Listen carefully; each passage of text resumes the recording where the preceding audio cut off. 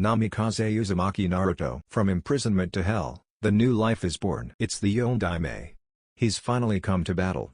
We still have a chance at beating this monster. Keep fighting. That was the cry of a brave fighter that was fighting a losing battle. You see, he was fighting none other than the Kyuubi no Kitsune. Also known as the King of Hell, King of all Demons, or the Nine-Tailed Fox. No one knows why the Kyuubi just showed up one day, but it did.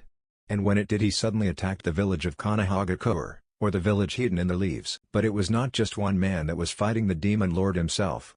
No, it was the entire ninja population of Konohagakure, or Konoha for short. Every available ninja was out on the battlefield risking their lives for the sake of their village and the people in it that were their family and friends. He's right. Keep fighting, the Yōnin will be here any minute now. Don't stop. Attack. This was a yell from another one of those brave ninja out on the battlefield. The Yōnin, or the fourth Hokage of the village, was soon going to join the battle. The Hokage at the strongest person in the village. This particular cage was said to be unstoppable in a fight, and many shinobi had been told to run when if they saw him. To know he was coming to the battle brought new vigor to the quickly losing battle. With the knowledge that their strongest would be coming made every ninja fight with all their power in them. And so the battle against the Demon Lord continued with a newfound will in them all. Suddenly, there was a huge cloud of smoke that took up the entire field for a good 300 feet distance. The smoke cleared and there stood the Toad Boss himself, the king of all toads, Gamabunta. And on him stood none other than the Yōnin Hokage himself, Namikaze Minato. The toad was huge to say the least.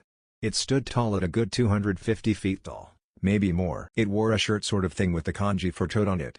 In his mouth was an equally huge pipe that he was smoking. Then there was the Yōnin himself.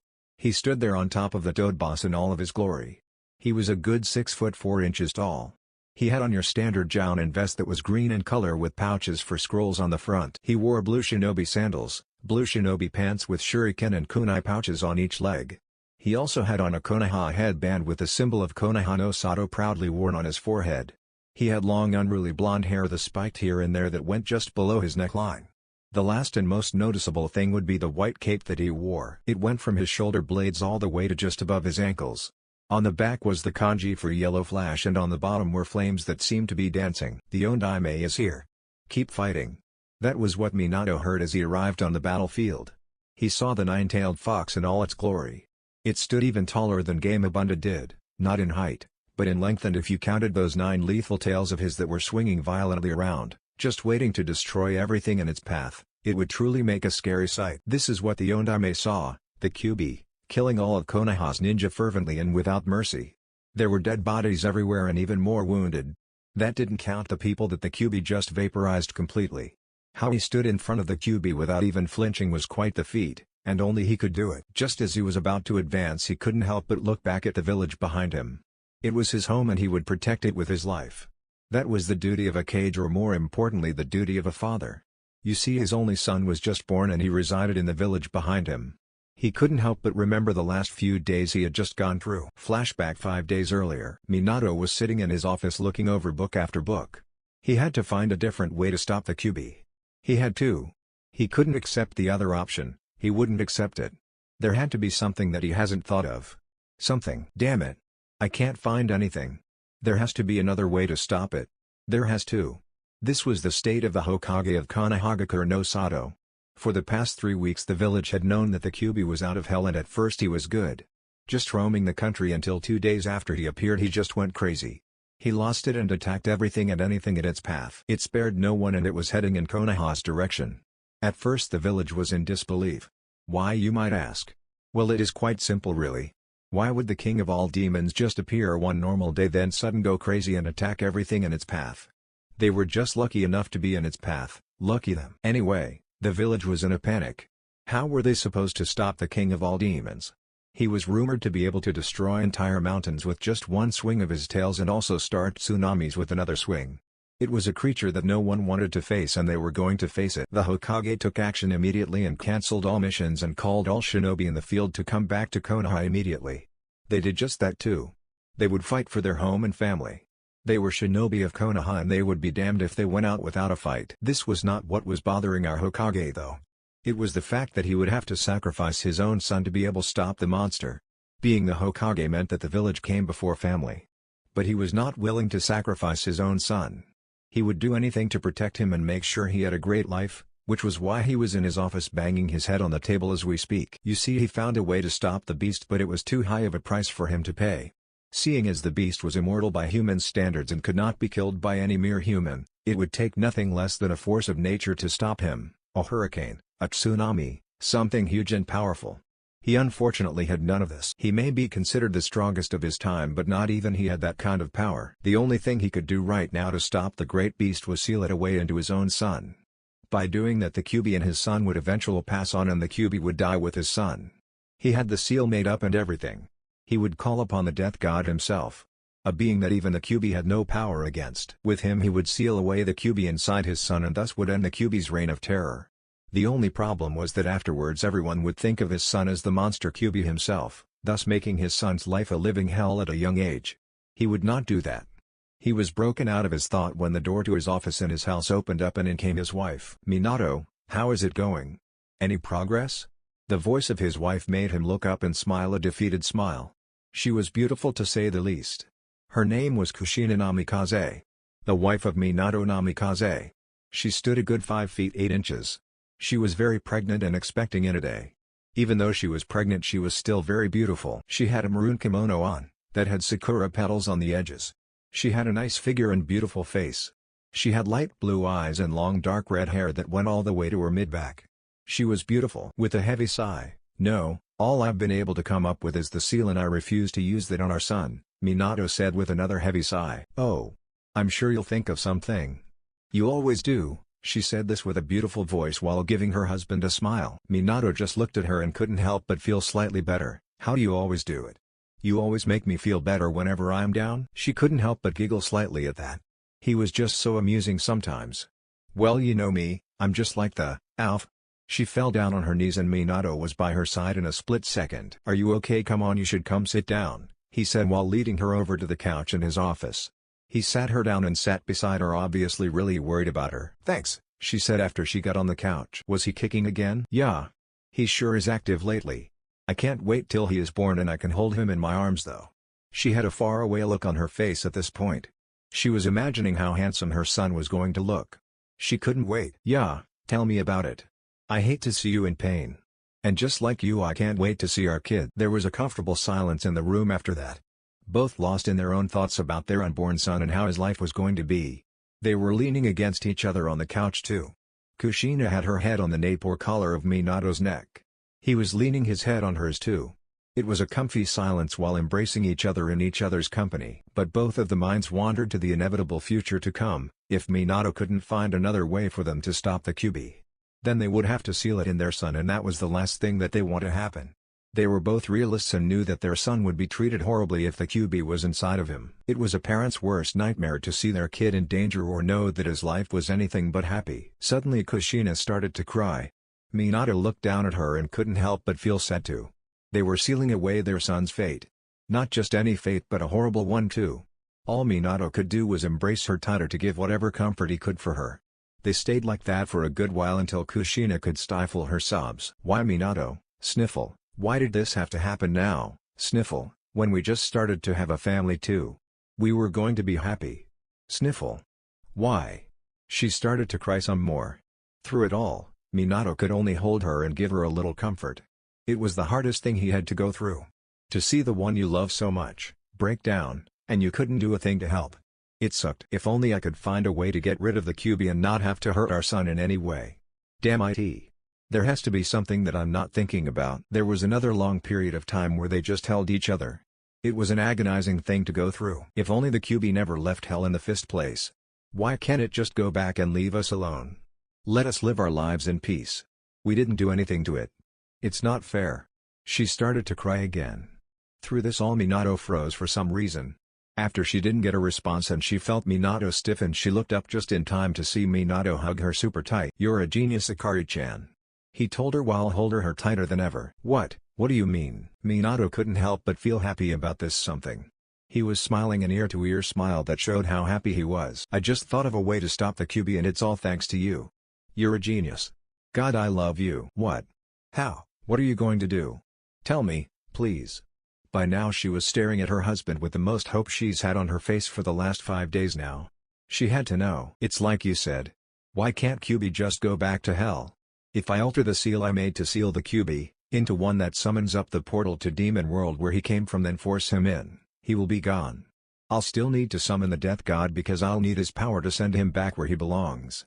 But it is entirely possible with the help of the Death God. After all, he controls death of both humans and demons. After that was said, Kushina Namikaze was one of the happiest people in the world. There was still hope. She could count on Minato to make the seal. They were saved. She started to cry again, but this time it was from pure happiness. I got to go make the new seal and get everything ready. You go back to Tsunade and have her take care of you and our little boy. Can't have either of you getting hurt. That would make this entire thing pointless, wouldn't it, honey? He playfully hugged her before he beelined it to his library to work on the new seal. Kushina just watched her husband's retreating back before getting up and doing just that. Next day, we find our yellowed-haired friend in his office over the newly designed seal that was drawn on a huge piece of paper when a boy ran into his office without even knocking. The door flew open and he ran in to stand in front of Minato, panting heavily, bent over with his hands on his knees. He was a boy no older than 13 with a face mask covering his lower face. It went around his neck all the way up and over his nose. He had his Konoha headband covering his left eye. He had silver hair that was sticking up and slightly backwards. He also wore the standard Jōnin vest of the village. After gaining his breath somewhat, he stood to look at the startled man. Minato-sensei, pant. Kushina. In labor. At the hospital. The second he spoke this, Minato was out the door faster than he could see. All that was left was an after-image of him standing there and a yellow streak leaving out the door. After getting over the sudden loss of seeing his sensei moving that fast again, he simply used the Sunshine no Jutsu to teleport to the hospital. With an audible poof sound and a cloud of smoke later, he was gone. Hours later, he's beautiful, isn't he, Minato-kun? That was the voice of a very tired woman named Kushina Namikaze. She just finished giving birth to her child and is now holding that same child in her arms lovingly. Standing beside her is her husband Minato Namikaze staring at his boy.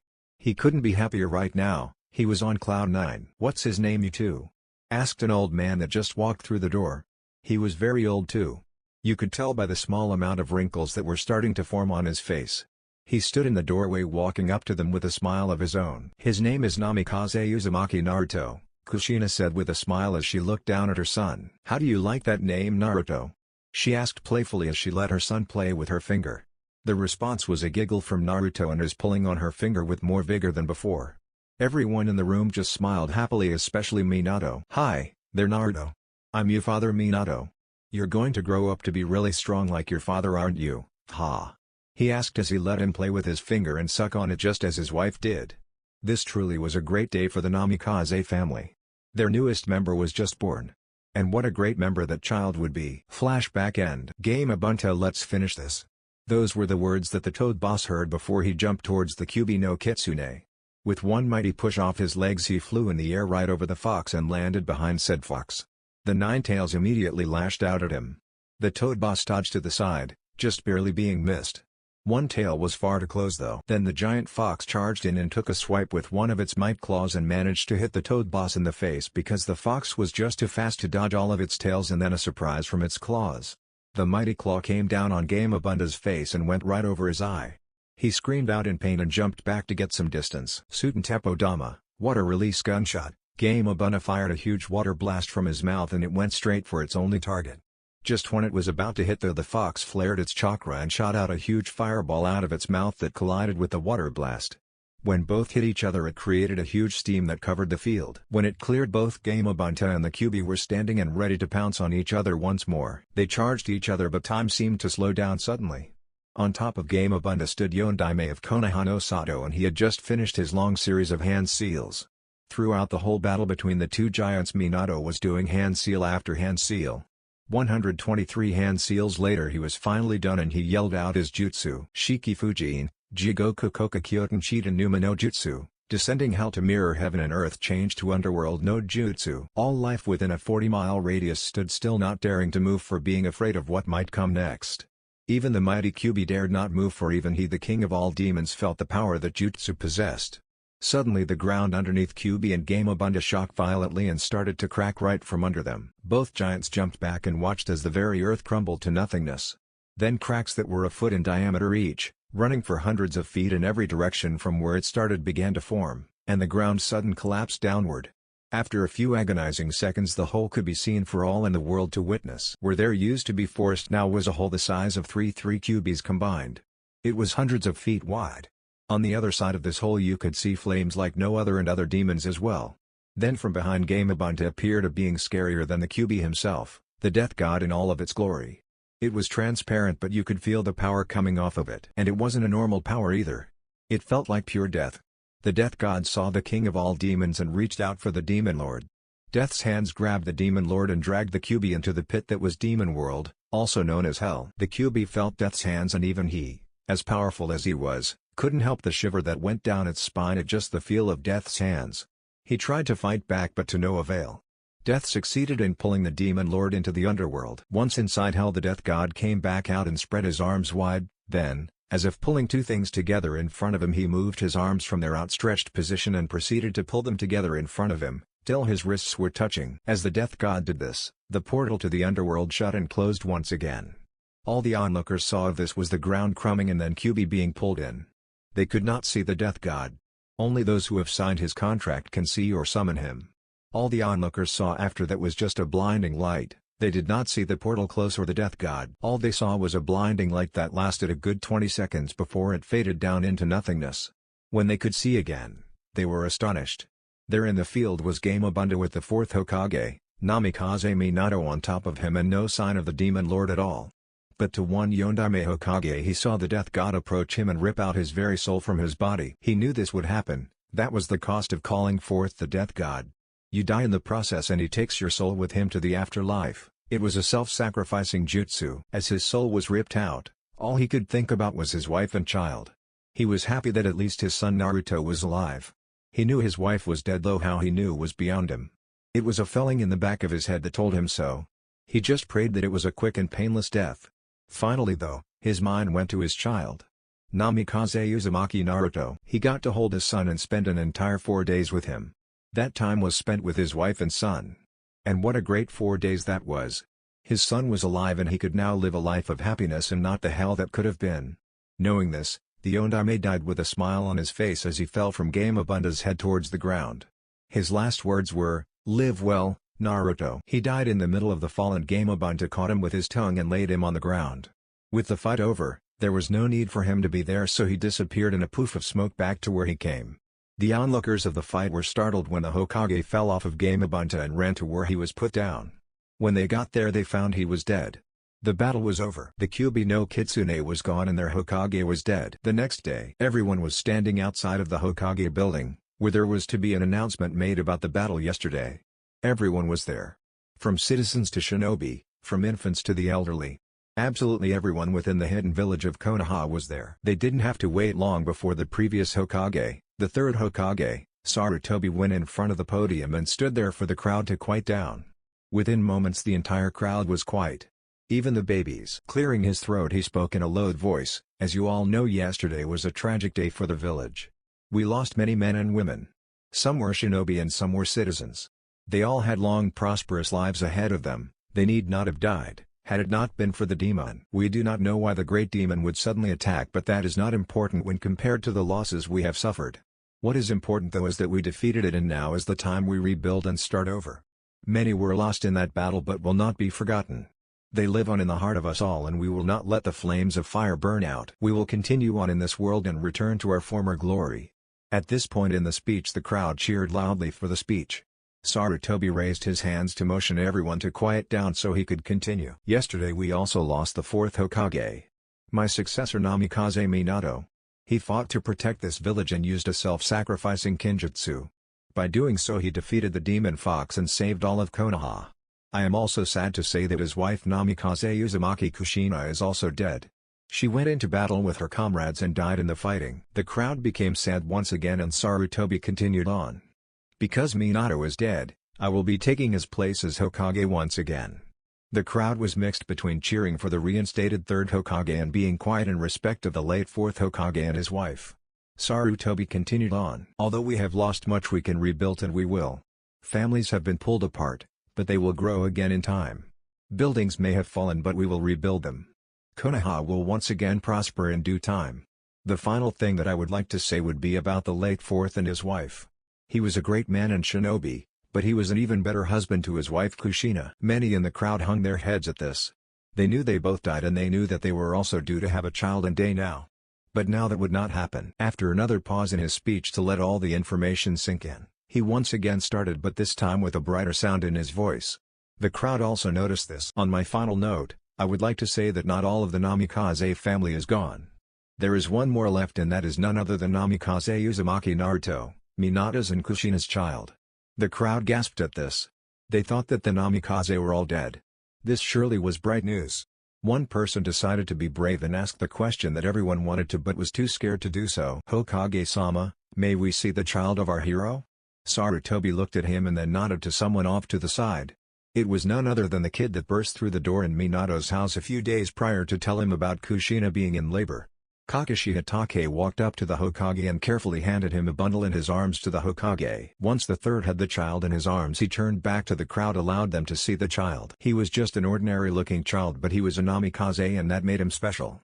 This is Namikaze Uzumaki Naruto. Named by his own parents before they died. They wished they could be with him and help him grow up in this town that they loved, but that unfortunately could not be so. They asked me to personally take care of the child until he is old enough to live on his own, and that is what I intend to do. The crowd looked at the child and could not help but feel a little better that at least some things from the lives they once knew were left. The son of their hero lived, and that was great. Perhaps life in the Hidden Leaf Village would prosper again, like the third said. After the speech was given, Sarutobi walked off back to his home and the village did the same. Tomorrow was a new day for Konoha. Namikaze Uzumaki Naruto, a true prodigy, is running around Konoha. Asuma-san, today is the day I go to the academy, right? That was the question that Namikaze Naruto asked as he ate his breakfast. He was talking to Sarutobi Asuma, the third son. He was a Jōnin of good height, 6 feet 3 inches. He had blue shinobi pants, blue saddles, and a green Jōnin vest with the 6 pockets for scrolls on the front. He had black hair that spiked upwards but not too high. He also had sideburns that went all the way to his chin where his beard was.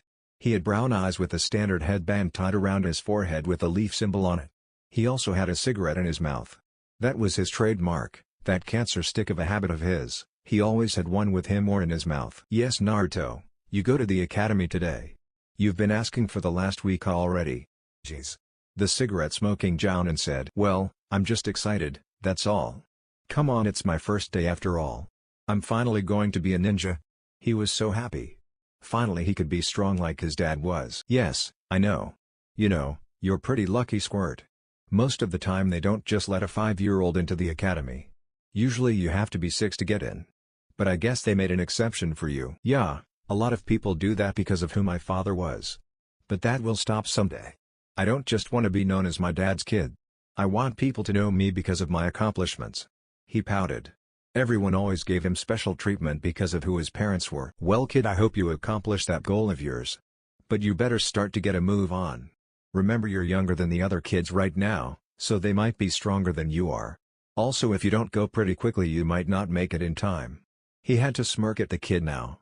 After a second he looked at the clock, jumped out of his chair and rushed out the door, barely even saying goodbye. Now outside of the Sarutobi compound, we find our 5-year-old jogging to the academy for his first day of school. All the way there people smiled, waved, and greeted him. They always gave him nice smiles. I guess that's the perks of your dad being the 4th Hokage. He thought to himself. When he finally made it to the academy he asked where the room for his class would be. They told him which room it would be in and saw him off with another smile. He walked into the classroom and everyone stared at him. He got that often. He just shrugged and walked up the stairs to the last row and took a seat in the middle.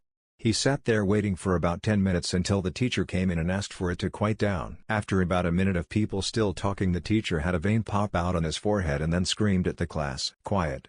Sit down in your seats. While he screamed, his head somehow blew up and became red. He looked like a very scary man when angry.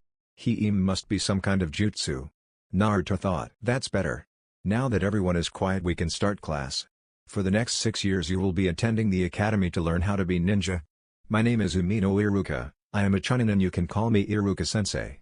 Now for roll call. He took roll call alphabetically and when he got to the K's he said, Namikaze Uzumaki Naruto. At the name Namikaze many turned their heads towards the student that said here. It would be a lie to say that everyone in Konoha didn't know about the last Namikaze left. There were many whispers going around that soon turned into full-blown talking. Again that vein appeared on Iruka's head. Quiet down. That got them to shut up.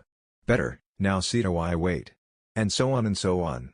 After roll call, Iruka explained that by the end of the 6 years in the academy they would know a lot about the shinobi nations, history of Konoha, all about chakra, at least 3 jutsu, and of course how to be a proper shinobi. To pass the academy you had to have good grades and be able to perform those 3 jutsu with good results. 8 months later, Iruka-sensei had just walked in and everyone sat down and sat there quietly. After the first couple dozen times the students learned not to get the evil big-headed no jutsu, so they wisely shut up when he entered. Iruka saw this and couldn't help but smirk. They were so easy to control right now. Okay class, thanks for being quiet. Roll call time. He went through roll call just like normal. Today is a very special day. Someone in this class will be given the graduation test really early. He or she has shown great promise and is years ahead of everyone else. In fact, the youngest to ever graduate the academy was Uchiha Itachi at a record of 6.5 years old. Today someone might break that record. The class broke out in gossip about who could possibly be that good in class. They didn't have to wait long before the answer was given in the form of a name. Will Namikaze Naruto please come with me to another room so you may take the paper test first, Iruka exclaimed with a smile on his face. Me. Naruto was dumbfounded. He knew he was stronger than anyone else in class, but to be good enough to be a Jōnin he didn't know about that. Luckily for him, Iruka-sensei saw this look. Now Naruto, I know you and your fellow classmates might be wondering how you could be so advanced. Well, it shows on your test scores and your performance of taijutsu. Hand-to-hand combat. You see, I've compared your scores with others from last year's graduation exams and your answers are on their level if not better than theirs. Your taijutsu according to me and 3 other teachers is on par with a Jōnin and your strength and speed are too. Overall the teachers believe you are ready to be a Jōnin. So please follow me to the examination room. With that said, Iruka went out the door with Naruto following. Iruka returned 5 minutes later to continue his lessons for the others. 40 minutes later Naruto came back into the classroom with his paper and handed it to Iruka. He looked it over and smiled. Congratulations Naruto. You passed the written exam with 100%. Great job. Naruto beamed. He seriously thought that the test would have been harder. But surprisingly it wasn't as difficult as he thought. Now class, I'll leave this up to you. Do you want to come watch Naruto perform the other tests to graduate? If you don't, I can get another teacher to test him. What do you say? He really wanted to be the one to test out Naruto, but if the class didn't want it he had to stay. Luckily for him everyone wanted to see what he could do, so they all headed outside for the next test. When they got out into the practice field he turned to Naruto. Okay Naruto, usually we don't do this test for graduation, but since we don't have a good record of your abilities to throw kunai and shuriken we need to test them. So you are going to throw these 10 shuriken at those dummies and then 10 kunai at the other dummies. Try to hit the bullseye. Naruto went and grabbed the aforementioned weapons and stepped up to the line. He put all but 2 kunai into his pockets, the other 2 he held in each hand. He took aim and then let them fly. They soared through the air and hit the dummies dead center in the bullseye. He repeated this for the other 8 kunai and 10 shuriken. They all hit the bullseye dead center. He turned around with a sheepish grin on his face. Iruka smiled back, but his other classmates had to pick up their mouths from the floors. They couldn't believe what they saw. This kid that was a year younger than anyone in the class and was doing great on the test. They couldn't believe their eyes. Well done Naruto, perfect again. Okay, now for the final test. Usually there is one more and that is your taijutsu skills. But since you have had 4 teachers' approval you don't have to take that one, so on to the final test. I want you to perform the Bunshin no Jutsu, clone technique, for me first. You need to make at least 3 Bunshin or you fail. Whenever you're ready. Naruto took a step forward, but in front of everyone he was feeling really nervous. He took a big breath in to calm his nerves and prepared to mold his chakra. He performed the ram seal and 10 poofs of smoke happened beside him. When the smoke cleared there stood 11 Narutos. One was the real one and the other 10, illusions created by the technique. Once again the student had to pick their jaws off the ground and even Iruka joined them this time. Well, you surprised me again Naruto. You passed that one perfectly with flying colors. You even made 7 more clones than you needed to. Now please perform the Kawarimi no Jutsu, body replacement, for the second part. Naruto did just that. Going through some seals and then switching places with a log that was in the training grounds. It went off without a hitch. Well done again, Naruto. You passed that part too. Now for the final jutsu, please perform the Henge no Jutsu, transformation, and turn into an exact copy of me please. Naruto complied. He stood in front of the class and put his hands in the ram seal again and said Henge. There was a puff of smoke and when the cloud disappeared there stood an exact copy of Iruka. Well done Naruto. Perfect again. You can drop the jutsu now." Naruto did as his teacher told, and with another audible poof and a cloud of smoke, there stood Naruto, dressed in his blue pants and white shirt. "Well done on everything. Congratulations Namikaze Uzumaki Naruto. You pass your Jōnin graduation exam. You are officially a ninja of Konoha." Naruto jumped up in joy that he passed. He couldn't believe this. He was awesome. "You are now also the official youngest Jōnin to ever come out of Konoha village at the age of 6 years old in 2 weeks. Come here Naruto so you can get your official headband." Naruto did as instructed and went over to Iruka and was handed a Konoha headband. A brand new one too. It had the Konoha leaf on it. The actual band you would use to tie around your head was blue. He wanted black, but he could get that fixed later. He looked at it and then lifted it up to his forehead. He put it on and tied the back of it tight so it wouldn't come off. He was very happy right now. "That took all of the time for today's lesson, so class is dismissed," Iruka said happily. The next day, Naruto was walking to the academy for the last time. He was instructed yesterday to come back so he could meet his new sensei. People looked at him and had to look twice because of the headband that they saw. They, just like the class, couldn't believe it. Here was a kid, just 6 years old, and he made it to Jōnin rank. He may be the 4th kid, but still, that was huge. Not even Itachi, the supposed super genius of his clan, made it to Jōnin that quick. He was 6.5 when he was made a Jōnin. They looked at him and found a little more respect for him. He must have worked really hard. Oblivious to all the looks he was getting from everyone, Naruto just kept walking to the academy. Right now his mind was in a different place. It was on all the training he went through. It was hell to say the least. Unlocking his chakra at 4 years old, and then using it at 5. Then mastering the basics was really hard. He also had to run constantly, do push-ups, sit-ups, jumping jacks, all sorts of things, but it was all worth it in the end. I wonder who my sensei will be?" he thought to himself as he continued his trek to the academy. When he got there he saw Iruka waiting outside the door. That was unusual, but he shrugged and started to walk to the door when he stopped him with a hand to the shoulder. "Naruto, follow me so I can show you where you can wait for your Jōnin instructor," Iruka asked. Why not just wait in the normal classroom? It was a normal question to ask in the situation. "Naruto, you are a Jōnin now." "They are not. They have to learn the basics still where you already have at an extremely young age. It would only be a waste of your time to go back into that room where you already know everything I'm going to teach." "Man, I hope that works. I just don't want to have to listen to the others ask a million questions and then have to yell at them to be quiet," Iruka thought. Come on Iruka-sensei. I may be advanced, but there is always stuff to know. I'm sure there's stuff you haven't taught me yet." "No Naruto, just go wait in that room." "Sorry Naruto, I don't want to be mean or anything, I just don't want the headache today," he thought to himself. "Oh. Alright. If you say so Iruka-sensei." He walked towards the room and went to sit down in one of the chairs to wait for his sensei to come. After about an hour of waiting, a man walked in with a familiar cigarette in his mouth. "Asuma-san. You're my new sensei?" In his mind he was thinking, damn, never saw that one coming. "Ah yes, Naruto, I am your new sensei. Meet me on the roof and we shall talk there." With that, he puffed out of the room, probably to the roof. Naruto watched him poof out of there and said, "Damn lazy senseis and crap. I can't wait till I learn that jutsu. I'll make my own version that is way cooler than that stupid cloud of smoke."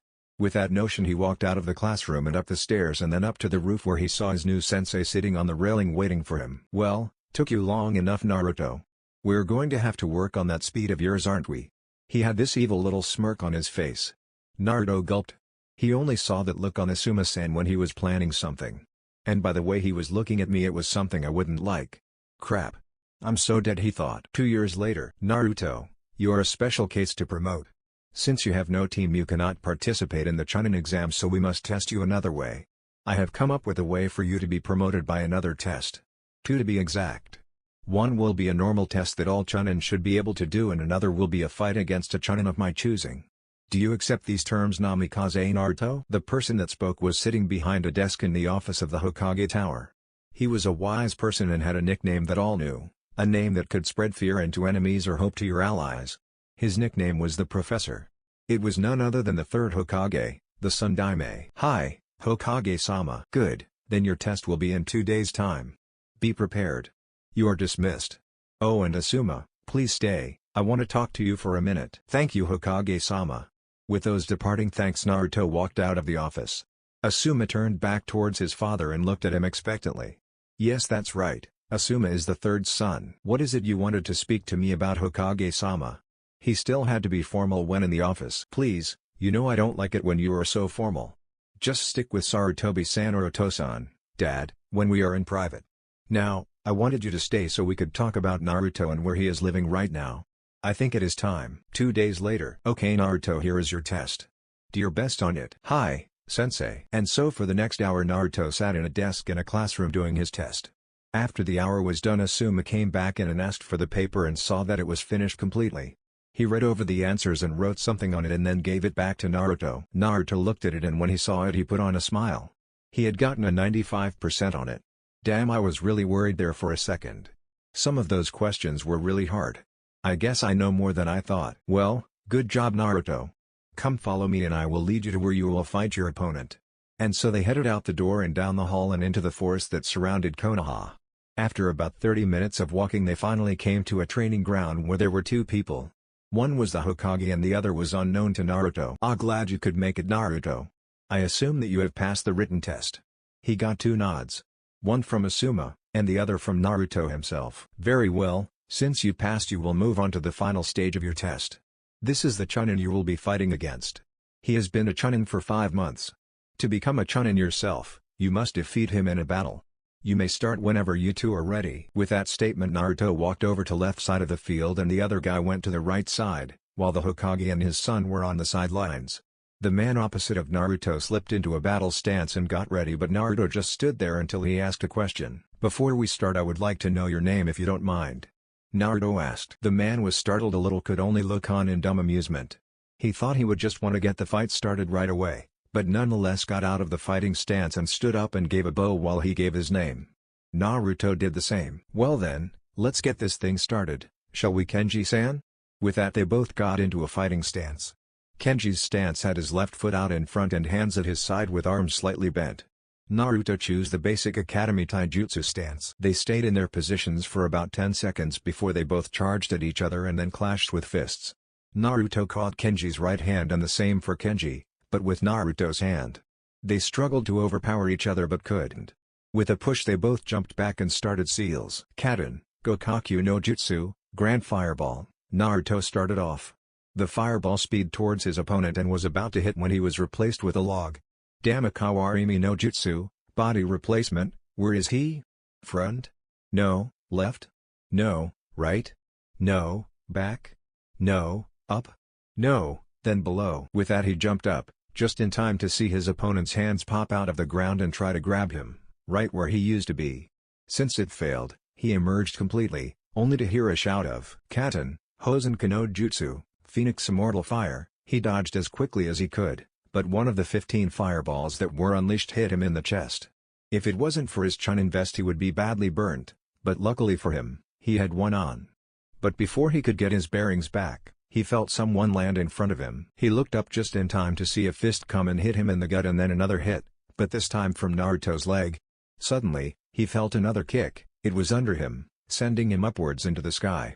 He opened his eyes to see his opponent appear behind him with a Kagebuyo, Shadow of the Dancing Leaf. With that said, Naruto proceeded to hit his opponent in the back once, to paralyze him temporarily, and then swung around him to the front and hit him with his first once in the stomach, cheek, and both shoulders. By the time that was done they had reached the ground and Naruto pushed off his opponent and flipped to the ground, to land on his feet rather nicely. His opponent was not so lucky. He was tossed into the ground on his back and fell hard. When the dust cleared he was lying there unconscious. With the fight over, the two watching came over to look at the two fighters. Naruto was unscathed and his opponent was in the ground hurt pretty badly. Well done Naruto, you passed the second test. Come, let's get this guy to the hospital and then we can talk in my office. Hi Hokage-sama and thank you for the compliment. Naruto was now extremely happy. He beat his opponent and he was now going to be a Chunin. The day couldn't get any better. After dropping off the man at the hospital and telling the doctor that he was hurt in a sparring fight, they left to the Hokage's tower and went inside. On the way they got many greetings and people tried to start small conversations. Between the Hokage, his son, and the fourth son they had a lot of people that greeted them. When they finally made it, they went inside and the old Hokage, he's like 64 years old, sat in his chair and then motioned for the other two to do the same. Well done Naruto, as of today you are an official Chunin of Konoha. With this promotion comes some more responsibility too. You will be leading missions, You will have subordinates and their lives will be in your hands. It is up to you to be a good leader and guide them through the missions. Now here is your Chunin vest." He handed over a vest that looked a lot like his sensei's vest, but there were slight differences in them. One was the collar was shorter and it was a lighter green. Secondly, it looked to have a little less armor in it than the Jōnin vest, also the Chunin vest was slightly more rounded. It did have similarities though, they both had 6 pockets in the front for scrolls. Naruto accepted the vest with pride and then put it on. It was specially designed for him because he was younger than and not as big as normal Chunin yet. After putting it on, Naruto looked at the Hokage and bowed. "Thank you, Hokage-sama. You don't know how much I have wanted this." Naruto was extremely happy. No, Naruto, you earned it. You worked hard to get that vest and now you have it. It was all your hard work. Sarutobi replied with a smile on. "Thank you, Hokage-sama. No more formalities, Naruto. You know in private you can speak with me using just my name, right?" "Hi, Hoka. I mean Sarutobi-san. Better but still needs work. Anyways, now for the reason I wanted us in my office in the first place. You have been living in the Sarutobi mansion for 8 years now and it is time for you to move out if you wish. Your father left me instructions on when you could get your inheritance and other things that are rightfully yours. He told me that you could be given your clan house and your father's fortune when you reach Chunin and you have now. So without further ado, here are the keys to your new home and the bank accounts of your family." With that he handed Naruto the keys and a slip of paper that he had gotten out of a safe behind the picture of the fourth's photo. "Now remember, Naruto, if you don't want to live by yourself and wish to stay at the Sarutobi mansion, then I will let you, but if you do decide to live by yourself then you will have to cook, clean, do everything by yourself. You won't be able to depend on others. Also you will have to be responsible with all that money your parents left you." Sarutobi really didn't want him to go and live by himself, but that was Naruto's choice if he wanted to live by himself, not his own. "Sarutobi-san, thanks, but no thank you. I'm a ninja now and have been for the last 2 years. I can take care of myself and you know as well as I do that I'm more than responsible enough to. So thanks, but no thanks, I will live in my family home." Naruto did appreciate the old man but he wanted to prove he was responsible and was capable of taking care of himself. "Very well then. Do you know where your house is or do you need some directions?" the old man asked. "I know where it is. It's by the Hyuga estate, right?" "Yes, that's right. If you ever need anything come and ask me," Sarutobi said. "You can ask me too, after all, what kind of sensei would I be if you couldn't ask for a little help from me, right?" Naruto's sensei asked. "Yeah, no problem. Thanks again guys, I'll be sure to keep in touch with ya. See ya." With that, he teleported out of the office, with the classic Konoha sunshine, a swirl of leaves. "He sure has grown fast, hasn't he, Oto-san?" Asuma couldn't help but feel happy and proud about how good a student was. After all, he will probably be in the history books someday. And I will be praised as his sensei. He thought with a small smirk/smile. "Yes, he has. And what are you smirking about over there?" "Oh, nothing," he laughed as he walked out of his father's office. "I wonder what that was about? Oh well, none of my business." He then turned in his chair and then looked outside his window to the Hokage monument. "Minato, Kushina, you would be so proud of your son if you were here. He is getting stronger and stronger in life and he just keeps doing it at an amazing pace. I wouldn't be surprised if he even surpasses you someday, Minato. It wouldn't surprise me at all," he thought. Outside of the office, Naruto was walking down the streets and was getting congratulated on his new promotion. He greeted them with thanks and then continued on his way. As he passed by a stand, he caught a whiff of a great aroma that made him turn his head that way. He was a little hungry, so why not get some food? So he walked into the stand, called Ichiraku Ramen Bar. He sat down at the counter and noticed that the place was relatively empty.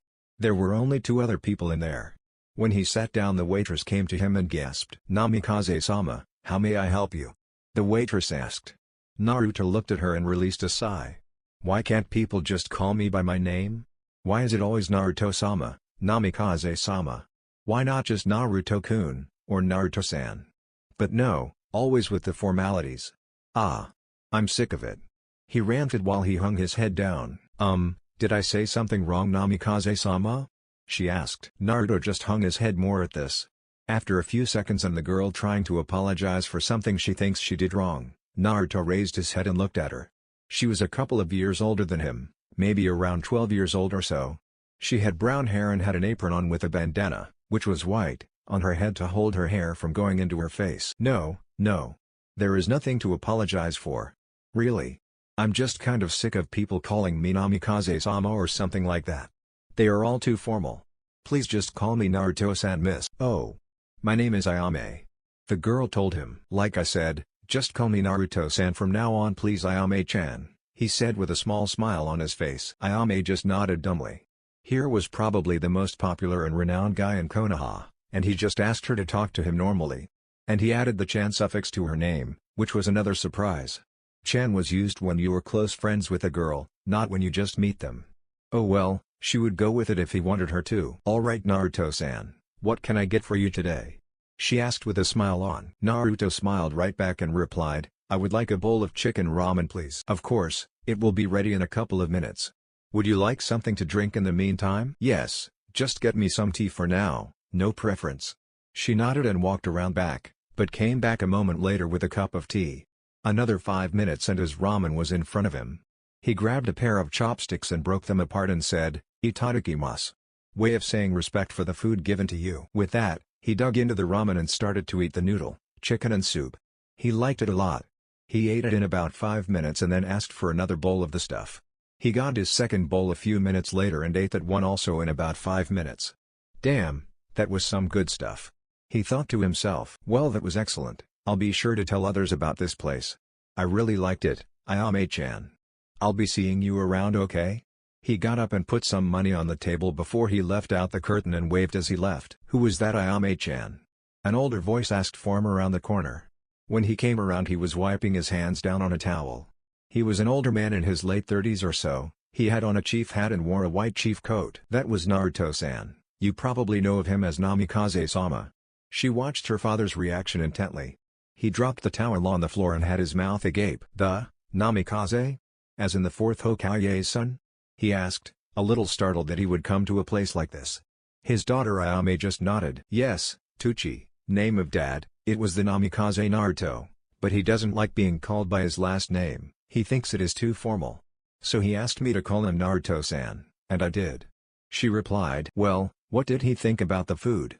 He half asked, half shouted. He really liked it. He had 2 bowls of chicken soup. He even said that he would recommend us to others. She replied like it was nothing. Tucci was lost for words at that moment. The Namikaze came to his place and got 2 bowls of his food and he liked it. Then he said he would suggest the stand to other people. His face broke out into a huge grin. Oto-san, why are you grinning? That grin kind of creeped her out a little. You don't get it, do you? If Namikaze-sama suggests us to other people, others will surely come, and if he comes again, and from what you told me he will, then this place will be busier than ever. We will make a fortune, he said with dollar signs in his eyes. Ayame could only shake her head at his antics and go back to work. At that very moment, Naruto was walking down the street towards his supposedly new home that was once his parents'.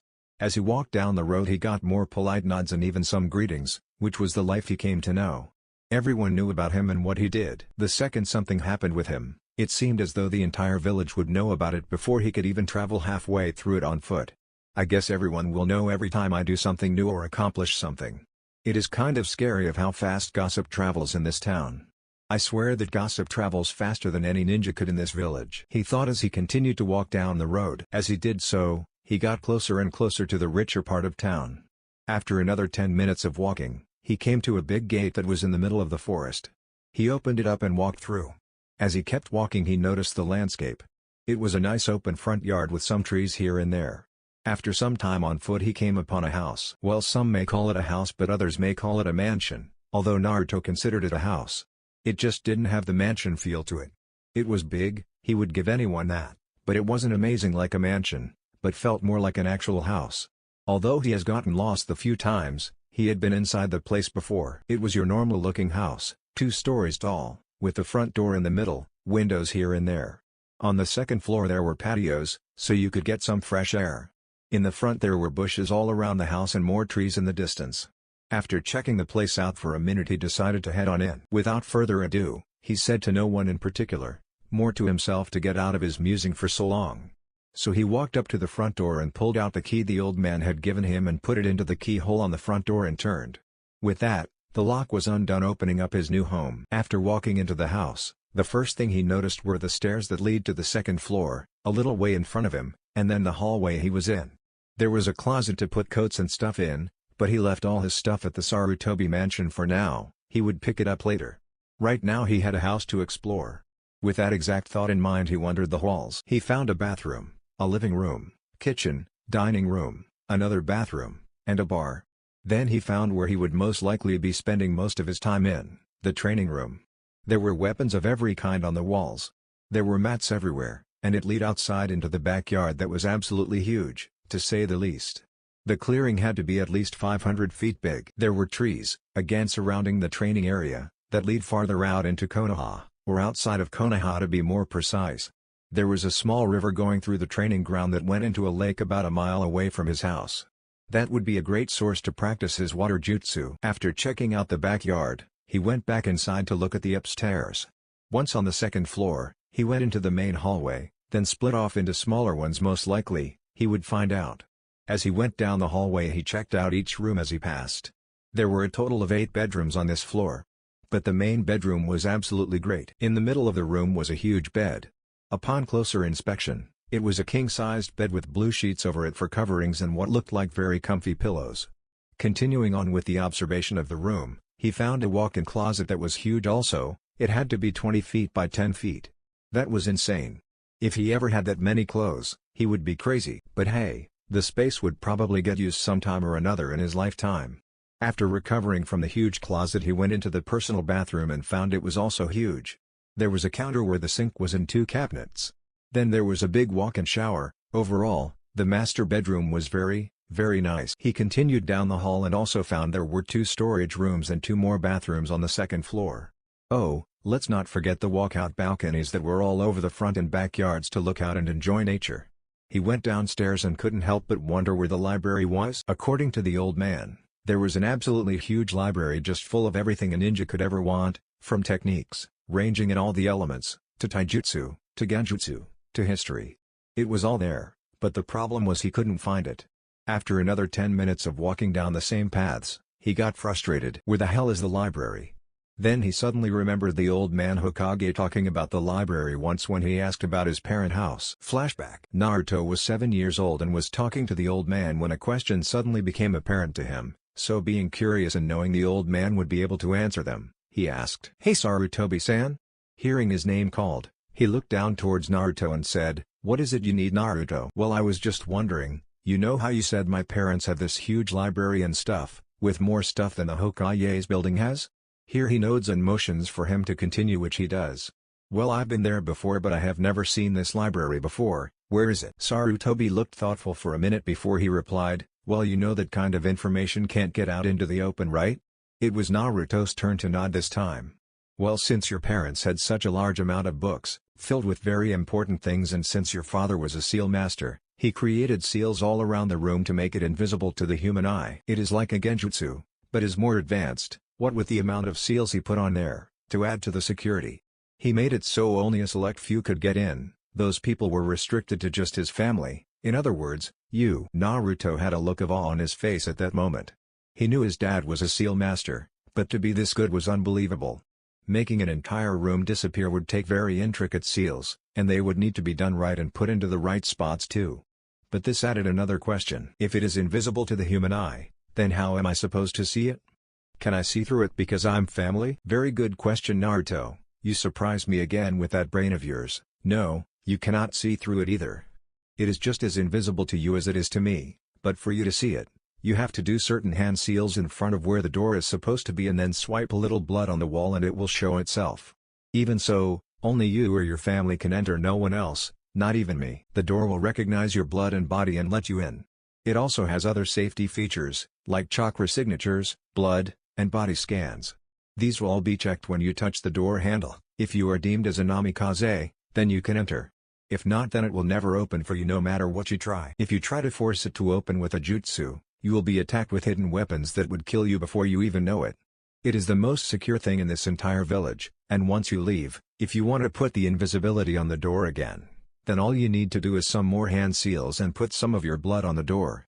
That's about it. Flashback end. So making his way down the hallway to where the door is supposed to be, but isn't, he goes through some hand seals and then bites his thumb and swipes some onto the wall, and presto, the wall warps and there is a door there in its way. He reaches out and touches the handle, but nothing happens, so he assumes that it is working and turns it. It moves and then he pushes it open. What he sees is breathtaking. The room is huge. It must be at least 50 feet long and 30 feet wide. And it was just crammed full of books. They were everywhere. He could probably spend the next 6 years of his life in here and just read and still not be done with them all. It was that big. Then, he noticed something that caught his eye. It was a safe about 6 feet tall. He walked over and looked it over. There was no handle whatsoever on it, so it had to be the work of some kind of seal again. Then he saw the actual seal on it. It was very complex, like all the others he'd seen so far. Damn. I have no idea what these things mean. I wonder if it is another blood seal thing. Hopefully this time I don't have to use hand seals though. The old man never mentioned this. Oh well, couldn't hurt to try. He bit his thumb again, just enough to draw blood and then spread it over the seal on the safe. Surprisingly it opened up. Well it actually worked. Sweat. Now, let's see what's in here. He looked and found there to be about 12 scrolls in there, but one in particular caught his attention. He picked it up and looked at the title. Namikaze Bloodline Limit. I knew I had one, and that it allowed me to do the Hiraishin no Jutsu, Flying Thunder God technique, and the Advanced Shunshine no Jutsu. I wonder what it says. And so for the next few hours he looked at that scroll and a few others in the library as well. He then noticed the time and decided to go to bed for the night. He would have plenty of time to read more later. Namikaze Uzumaki Naruto. Teams are made. Target acquired. What are your orders, Captain? Stand down. I'll take care of this one personally. Hi. All of this was said in a whisper up in the trees, about 300 feet above the target. Suddenly, one of the ninja, who was going to attack, stepped in front of the others. He did 5 hand seals and grabbed his wrist with his left hand and had his right hand, palm pointed downwards. The hand itself was open, like it was going to hold a ball of some sorts. Then all of a sudden a red light started to form in his right hand. After about 3 seconds, the ball took on a shape. It was fire he was holding. But this fire seemed to be superheated and very compact. There was a ring of fire at his feet underneath him too. The jutsu he was using was very powerful. The chakra used in the attack could actually be seen, which was nearly impossible, unless used in huge amounts. Suddenly, the person with the fire in his palm ran forward at inhuman speeds. To anyone but a ninja he would be just a blur. In seconds, he reached his target and thrust his right hand forward into the man's chest. His hand went through the flesh and bone like it was butter and easily came out the back. His hand was right where the target's heart should have been. The target was dead before he even knew what happened. When the man died, he fell over onto his back and lay there motionlessly. Yep, he was definitely dead. Anybody could tell you that. The second that the attack had struck and went through him, the skin cauterized around the wound. Captain, you did a great job. We'll take care of the body and head back to Konoha. Hi, take care of that. You have a minute. Hi, Captain. With that, they went over to the body and chopped off the head so they could have proof of the kill and then used a katen, Gokaku no Jutsu, Grand Fireball, to burn the body so there would be no remains left. Sir, we are ready to leave. Good, let's head back home. With that, they took off into the trees and headed to Konoha. About halfway there the captain was still in front and his team behind him. The team was having a discussion about what they just saw. In just a whisper so as to make sure the captain would not hear, they moved back some ways and started to talk to each other. Hey guys, what was that jutsu that he used back there? I've never seen something like that before. His companions looked at him with a look of disbelief on their faces. They had all seen him use that technique before. He had to on other missions before, so why was this guy asking stupid questions? That's right, you are new to our team aren't you? Well you see, Captain they're here. He points at their captain that was still running up in front with them following. Well he made that jutsu. It's his creation, a personal jutsu. It's called Keizuki, also known as the Fire Blade. I hear that it was based off of Hatake Kakashi's Reikiri, another personal jutsu. Here the man gasped. Hatake Kakashi was famous throughout the shinobi world. Yeah, I know, that's our captain. The Keizuki is considered an S-rank jutsu that is used for assassinations. It creates fire in the hand so hot that it can go through anything, literally.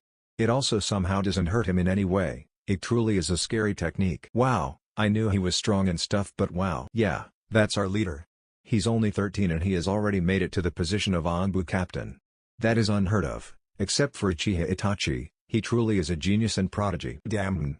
Fox-sama sure is strong. Come on people. Let's keep the chatter down and keep moving, I want to be back before 5. With that said Naruto speed up with his team of elite Anbu following closely behind. Later on, at the eastern gates of Konoha, we find 2 Anbu peering out into the surrounding woods when they both suddenly stiffen before one Anbu captain lands in front of them, followed 2 seconds later by a group of 10 more Anbu. They both recognize them immediately and tell them that they can enter, and one of them steps up to the captain. "Captain, the Hokage wishes to see you right away." Naruto nods his head to the Anbu at the gate and then turns to his team. "You are to return to Anbu headquarters and drop off our package, and then you can have the rest of the day off." Dismissed. "Hi, Captain." They all speed off into the distance.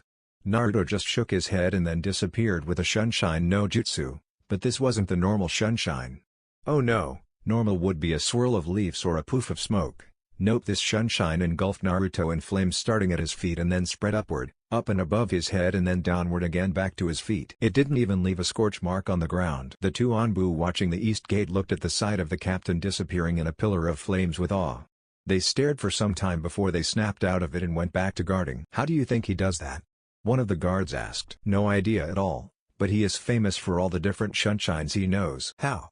I thought there were only two Sunshines in Konoha, the leaf and cloud of smoke?" "Yeah, you're right, there are only two that Konoha knows, but Fox-sama has become famous in Konoha, not just by his name or by his rank at such a young age, but also by his nickname." "Oh, and what would that be?"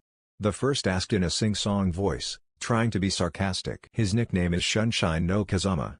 It is rather appropriate really, seeing as he has invented at least 5 new Sunshines by himself. From the last count I heard, at least 5. He created 5 new ones. That's incredible." "Yep, I know. Now let's go back to work. I don't want to get on the bad side of our superior." They both shuddered at that. Across town in the Hokage's tower, you would find an old man doing paperwork behind a desk. This is the scene that Naruto comes into. Well, teleported into anyway. The Hokage looked up when he sensed that someone was coming into his office via Sunshine no Jutsu. He recognized the chakra signature anywhere. It was Naruto alright. If it were anyone else, he would have just kept doing paperwork, but he knew about Naruto's nickname. Everyone did, and everyone wanted to see his new techniques too, the Hokage included. Looking up and seeing a fire start on the floor, the Hokage was shocked when the fire grows into a pillar about 5 feet tall, then goes back down to the floor, disappearing. He was used to seeing Naruto do things like this, so he managed to keep his composure. "Ah, what can I do for you, Fox?" That was Naruto's Anbu code name, Fox. Each Anbu had a mask and a code name, that way no one can tell who you are. Naruto's mask matched his codename. "You wanted to see me right when I got back, Hokage-sama." "Ah yes, I know. Can you take a seat? This may take a while, Fox." "Hi, Hokage-sama." Naruto took his seat right in front of Sarutobi's desk and watched as he filled his pipe with tobacco and then lit it. He took a poof of smoke and then let it out with the contents. "I called you, Fox, because I am going to be taking you out of the Anbu. Okay, here it comes. 5, 4, 3, 2, 1. What? May I know why you are doing this, Hokage-sama?" "Of course you can, Fox. As you know, you have a very impressive track record." He pulled out a folder from in his drawer and then held it up so he could read it. "Your record states that you graduated the academy at 6 years old, becoming the earliest to ever graduate from the academy. Then at the age of 8 you made it to Chunin, then at 10 you joined the Anbu, again breaking the old record. At 11 you became a captain of a team of Anbu, breaking yet another record. Now you are 13 years old. You have completed 20 D rank missions, 32 C rank missions, 12 B rank missions, 33 A rank missions, and 18 S rank missions. You have never had any failures and you have never lost a comrade in battle. That is a very good record, even for someone twice as old as you are." He let that information sink into Naruto's head, and when Naruto couldn't stand the wait any longer, the blonde spoke up. "I already know that, Hokage-sama. So why are you taking me out of the Anbu? I could be of great use to the village." "Ah, Fox, calm down a little. This is not the end of the world and I have a very good reason to take you out of the Anbu. That is because you have no experience with people your age whatsoever. You may be a good shinobi but you don't know how to have fun and act around people your own age. You need to spend some time with your own age group, or at least around your own age group. That is why I am taking you off the Anbu squad. Now please take off your mask. From this moment on you are no longer an Anbu captain but a Jōnin of this village." After he said this, Naruto looked him straight in the eye and could see that he was completely serious and there was no way that he was going to be able to get out of this with arguing. The Hokage had made up his mind. So Naruto reluctantly took off his mask and let his face be shown. He had golden blonde hair just like the fourth, bright blue eyes and a soft face that was pretty well chiseled for the age of 13. After removing his mask, he put it into the pouch on his waist and stood for his next orders. "Thank you for seeing it my way, Naruto-kun. You will thank me for this later. Besides, being a Jōnin isn't that bad. Go back to Anbu HQ and tell your team that you have been made a Jōnin and they will have a new team leader. Also grab anything you want there and bring it to your house. That is all, you are dismissed." Naruto was just about to shine out of the office when he heard him say, "Oh, before I forget, there is a Jōnin meeting in 2 days' time, make sure you are there, Naruto-kun." "Hi, Hokage-sama." With that, Naruto shined out of his office, towards Anbu HQ to inform his team and get his things. The Hokage let out a sigh as he disappeared the same way he came, with the fire sunshine he created. He could only shake his head and go back to the one thing that all kids could never beat, the evil of the world, paperwork. 2 days later, all of the Jōnins of the village were in the Hokage's tower waiting for 2 more people to show up. Those 2 were the Hokage and one newly appointed Jōnin that they were informed about, but weren't given the name of. Surprisingly, even Hatake Kakashi was on time. You see, he got over his lateness when he spoke with Namikaze Naruto. No one knows what they talked about, but he always showed up on time when it came to orders from the Hokage or important events. Unfortunately, that didn't stop his lateness completely. You see, he is still late quite often to anything that is not on the orders of the Hokage. Each of the Jōnins was talking in their own little groups, when suddenly a puddle began forming on the floor. That puddle grew to about 3 feet wide, every Jōnin tensed and prepared for a battle. Then that puddle started to move upward and it formed the shape of a man, until the water that was covering the man slid off of him and back to the puddle he was standing in. Amazingly, the water disappeared, not even leaving a drop. "Naruto-kun. Always with your fancy entries. Your flames of youth are most impressive." That was the shout of one Mido guy, the green beast of Konoha. Everyone in the room sweat dropped at that comment and went back to talking with each other. Naruto walked toward Guy and looked him over real quick. He had on the most disgusting looking green spandex suit that anyone on the planet could ever have. He had orange leg warmers on both legs with normal shinobi boots. His head was another freak show. He had bowl cut hair with the biggest eyebrows you have ever seen. For God's sakes, they look alive. "Hello to you, Guy-san." He turned towards the others and gave each a nod. "Kakashi-san, Kurenai-san, Asuma-sensei." They greeted him likewise. "So you have finally made Jōnin. I was wondering when you would quit Anbu and become a Jōnin," Asuma said with a pat on the shoulder. "It was not my choice, Asuma-sensei. Hokage-sama made me leave Anbu. He said he had his reasons and that I would find out those reasons today." "Ah, I see. Well, I'll tell you this, being Jōnin isn't that bad, you'll like it a lot." Asuma replied. "Yeah, we'll see." Naruto seriously had a lot of doubts. "Naruto-kun, trust me, it's not that bad," Kurenai said with a reassuring smile on her face. "She is right, Naruto-kun. You will love being a Jōnin."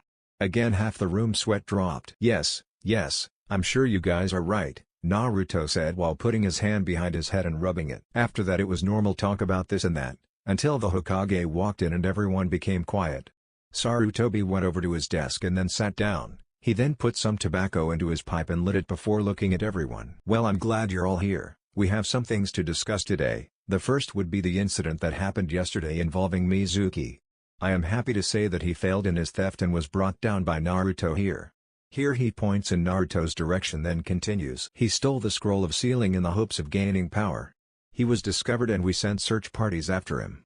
Umino Iruka, a Chunin, and Namikaze Naruto, a Jōnin, successfully found him, defeated him and brought back the scroll." After that was said, he talked about some other stuff involving village security and then went on to other things. During this all, Naruto was remembering what happened last night. The night before, all of the village's Chunin were out looking for the traitor Mizuki and were having no luck in finding him. Iruka was in hot pursuit of him at that time. Mizuki was running through the forest when suddenly there was a volley of shuriken that came at him that he was forced to dodge or be killed. So he jumped down to the forest floor and watched as Iruka landed in front of him. "Mizuki, what are you doing? Are you betraying the village?" Iruka yelled. "Ha ha ha ha ha. Aw man, you're just the person I was hoping to run into. I have always wanted to kill you. And yes, I am betraying this worthless village of yours." "What? I won't let you get out of this village with that scroll, Mizuki." Iruka responded in confusion that turned into anger, to think that a fellow Leaf Nin would try to betray them. "As if you could stop me." Mizuki responded with a scowl. With that they ran at each other. Mizuki pulled out a Fuma Shuriken, very big shuriken, and tossed it at Iruka, while Iruka pulled out some kunai and launched them at the incoming Fuma Shuriken. The kunai hit the Fuma Shuriken and deflected it enough to make it fly harmlessly past him. The two were just about to charge each other again, when a single kunai landed in between them. They both turned to see none other than Namikaze Naruto. "Now what are you two doing out here this late, sparring? More importantly, why do you have my father's forbidden scroll, Mizuki?" Naruto knew what was going on but decided to play along anyway, for the hell of it. Naruto. We have to stop him, he stole the forbidden scroll of seals and plans to leave Konoha with it, Iruka yelled, getting Naruto's attention. Naruto looked at Iruka and could tell he was telling the truth, so he then turned back to Mizuki. Is this true, Mizuki?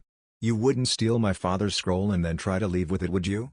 This was said with an all too sweet and quiet voice that sent chills down both Iruka's and Mizuki's spines. Yeah, that's right. Why? You won't be able to stop me either. I'll take this scroll and... He stopped there because he reached behind him where the scroll was supposed to be, but he noticed that there was just a log there. He looked back at Naruto and found that he was leaning on the scroll up in the tree. How did Y, U, G, get T, the S, scroll? He asked with a scared to crap voice. If he can get the scroll from me and I didn't even notice, how the hell am I supposed to beat him? He thought to himself while taking steps backwards. Well, that is quite simple actually, but seeing as you won't be awake for a while, I don't see why I should tell you. With that, Naruto tossed the scroll of seals down to Iruka, who caught it in his arms. Then he jumped down from the trees and started to walk up to Mizuki. Mizuki kept taking steps away from Naruto until he got so nervous that he just spun around and started to run. He got 2 steps before he saw Naruto appear in front of him and was punched in the gut, making him double over in pain and lack of air. The last thing he felt was a pain in his neck before darkness claimed him. Well, that's taken care of. Shall we take him and the scroll back to Konoha? I'm sure the Hokage would want to know that this problem has been taken care of. Naruto asked a stunned Iruka. I didn't even see him move. Incredible. The Jōnin thought to himself. He was only able to nod dumbly to the question and started to walk back to Konoha with Naruto. Back to the present in the Jōnin meeting. Now, onto the final topic for today. Here many perked up because they wanted to get out of the damn meeting. Sarutobi continued on. As many of you might already know, we have just had the Jōnin graduation exams and teams are ready to be trained by Jōnin senseis. You all know that we need good teachers, this year especially, because of the amount of talent we have. We have many that are from clans and some that aren't but still have enormous potential to be great. So anyone that wishes to be a Jōnin sensei, please take a step forward. With that 9 people stepped forward, among them were Hatake Kakashi, Yuhi Kurenai, and Sarutobi Asuma. Very well, we have enough Jōnins to take the teams. Now already I, along with the Chunin teachers who taught this class, have made the teams. So now it is just up to you on who you want to teach. With that, the 9 Jōnins started to look over the teams and after a little arguing they came out with who they wanted. Alright, I see that you have gotten the teams chosen amongst yourselves, let's hear who got who. The Hokage said. I, Hatake Kakashi will take Team 7. This team is Haruno Sakura, Sai, and Uchiha Sasuke. I, Yuhi Kurenai will take Team 8, Aburame Shino, Hyuga Hinata, and Yamanaka Ino. I, Sarutobi Asuma will take Team 10, that would be Inuzu Kakiba, Naruto Shikamaru, and Akimichi Ichoji. Then the other 6 Jōnin went their turn on saying what team they would take and then who was in it. After all was said and done, everyone was expecting the third to end the meeting, but it seemed he had a little surprise. Very good choices, I like them all but one team. Here many were startled, the teams looked really good in their eyes. Who would that be, Hokage-sama? Some random Jōnin asked. That was what I was about to tell you, the team consisting of Inuzu Kakiba, Naruto Shikamaru, and Akimichi Ichoji. The team itself is fine, but their sensei is not. What? Asuma had narrowed his eyes at his father at this point. But Hokage-sama, what is wrong with me teaching these kids? I think I would make a great teacher.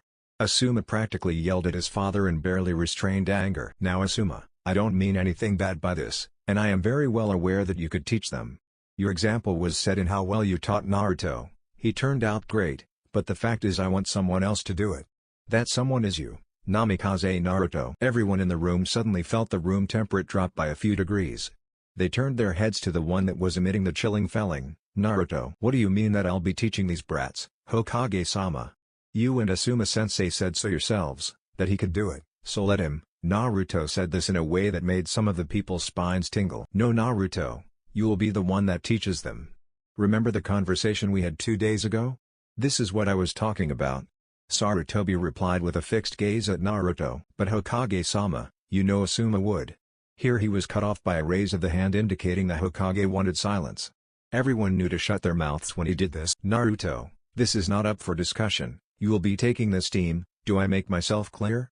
Sarutobi said this in a very stern voice that gave no room for argument whatsoever. After several seconds of glaring/staring at each other, Naruto finally relented because he saw that there was no way to get out of this. "Hi, Hokage-sama," he replied. With that out of the way, Sarutobi brought back his smile and nodded his head. "Very well, the meeting is adjourned. You are all dismissed." Everyone was about to turn and walk out the door when they heard lightning crackle and they all stiffened, ready for a fight, again. All they saw was that Naruto was emitting the lightning. This happened for a few brief seconds, before it completely covered him, before it collapsed on itself and Naruto was gone. Everyone was silent for a few seconds, wondering if what they had seen was real or not, until someone broke the silence. "Well, damn. That was freaking awesome. How does he keep coming up with these things?" some random Jōnin asked. Everyone had to agree with that. To use lightning as a means to teleport is just sweet. Yosh. Naruto's flames of youth burn brightly. They are getting better and better every day. I will not be left behind. I will train harder than ever to prove my own flames of youth burn just as brightly as Naruto's. Everyone's sweat dropped at Guy's antics. With that done, everyone else left the Hokage's tower and left one old man trying all he could to get the green beast of Konoha out of his office. Namikaze Uzumaki Naruto. Pass or fail, Jōnin test. Ino pig, get out of my way. I'm sitting next to Sasuke-kun. That was the shout of a girl with pink hair that went down to her mid-back. Who are you calling pig? Forehead girl. Besides, I'm sitting next to Sasuke-kun. That was the shout of a girl in blonde hair that was in a ponytail that also went down to her mid-back. Piff. Troublesome women. What did you say? Both girls shout out at the kid that just spoke up. He had black hair that was tied into a ponytail. He had the head of a pineapple. Will you both just shut up? God. You're hurting my ears. That was a boy with brown hair that had a dog in his shirt. The yelling continued to go on and on until the door opened up and in came the sensei. Of course everyone in the room couldn't care less because they were at each other's throats. Of course some were being good and just sat there and minded their own business. The sensei walked over to the middle of the front of the class and put some papers down. He looked up and couldn't help but sweat drop at the children. They were acting like brats and they wanted to be shinobi. Ahem. That got no reaction out of all the girls in the room. The boys though did notice and stopped their talking with each other like normal people and sat at their seats and waited for their sensei to continue. Ahem. Still no reaction out of half the class. Cough. Nothing. Will you shut up and sit down in your seats?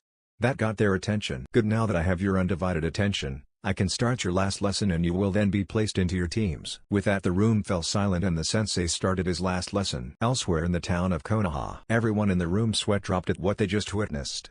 There were 4 people in the room. They were all standing around a crystal ball that had a picture of the classroom where the children just got yelled at. Damn. I haven't seen that jutsu for years. What was it again? The big-headed evil-face jutsu or something like that he called it? I can't remember. A guy with blonde hair stated. Yes, Naruto-kun. That's exactly right. Another person replied to his statement. Well, it looks like Iruka-sensei is doing well. The blonde replied. Yes, well, thanks to you he is. If you didn't show up 2 nights ago it could have turned out completely different, Naruto-kun. No need to thank me, Hokage-sama. It is my job after all. The blonde, also known as Naruto, said to their Hokage. Tish. It also helps that he stole your family scroll too, doesn't it, Naruto? One of the others asked. Yeah, well, you know how it is, Kakashi. It wouldn't really matter even if he did get away with it though. No one but me can open it. Very true, Naruto-kun. The Hokage piped in. Say, Hokage-sama. Why is it that the scroll is in the tower in the first place? Shouldn't it be in Naruto-kun's library? After all, it is safer there. That was the voice of Yuhi Kurenai. Yes, you are right, Kurenai. The reason it was at the tower is because I was adding another jutsu to the scroll. I left it in the scroll library for Naruto to pick up later. When he found it missing he went and asked me where I put it or if I was done yet. I was naturally surprised that the scroll wasn't there. We looked at the security tape and found that Mizuki stole it. I ordered him found and brought back by any means necessary. Naruto here went out and looked for it also. He just happened to find it with Iruka and you all know what happened after that. The old man finished. They all nodded. Now back on topic. I have brought you all here so you can get a little glimpse of your teams before you meet them. You know who they are by their profile that each of you have been handed. Take a look. All 3 of the Jōnins did as told and watched as the student listened intently to Iruka. Back in the classroom. Now I will name each team and their sensei. Everyone leaned forward and listened intently to what would be said. Team 1, Team 2, Team 3, Team 4, Team 5, Team 6, Team 7 will be Sai, Haruno Sakura. Sakura bangs her head on her desk saying, why me? Why me? over and over again. Ino smirks and says, "Ha, looks like you got paired with Forehead Girl." "Shut up, Ino pig." Iruka finishes the team off with, "And Uchiha Sasuke. Your Jōnin instructor is Hatake Kakashi." Ino is dumbstruck and yells saying it's not fair or some crap like that. While Sakura is cheering that she has her Sasuke-kun on her team. Sasuke himself just sits there with his hands folded under chin looking passive. No one knows, but on the inside he is banging his head against a wall crying that life isn't fair. Damn. Stuck with a fangirl and the smartass. Just great. They better not get in my way. He thought to himself. Iruka continues on through the yelling. The next team is Team 8, which will consist of Yamanaka Ino, Hyuga Hinata, and Aburame Shino. Your Jōnin sensei will be Yuhi Kurenai. Shino just nodded. Hinata nodded as well, but Ino was complaining that she should be on Sasuke's team, not Sakura. Iruka just ignored them and continued on to the next team. Team 10 will consist of Inuzuka Kiba, Nara Shikamaru, and Akimichi Ichoji. Your Jōnin sensei will be. He stopped there and just stared at the paper. Everyone looked at him wondering what caught his attention. Being loud like she was, Sakura decided to ask what was wrong. "Sensei, what's wrong?" "Oh, sorry about that. Just lost in memory there for a minute, that is all." "Now where was I?" "Ah yes. That's right. Team 10's Jōnin sensei will be Namikaze Naruto." That got a lot of talk throughout the class. It was no secret that the last Namikaze was strong and that he was famous everywhere. Not just in the Fire Country either. They had learned a lot about him and his father in class. He was considered a genius amongst all geniuses. Right. Quite down class. Now for the last two teams, he said those and then told them a great speech about how you should act as a shinobi and never give up in life and to be the best you can be.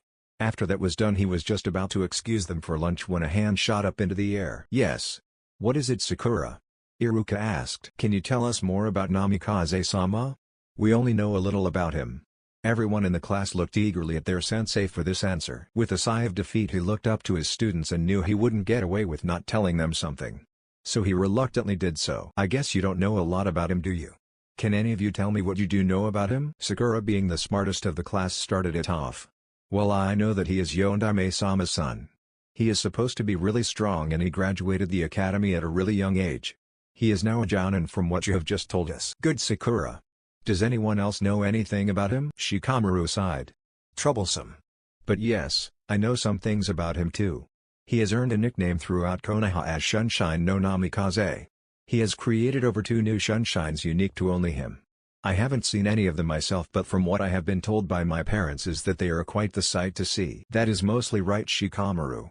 Your info must be a little old though, because the last I heard he created 5 new Sunshines." Iruka corrected and gained a collective gasp that was heard throughout the classroom. The Sunshines were said to be really hard to create. But he made 5. "Is there anything else you know about him?"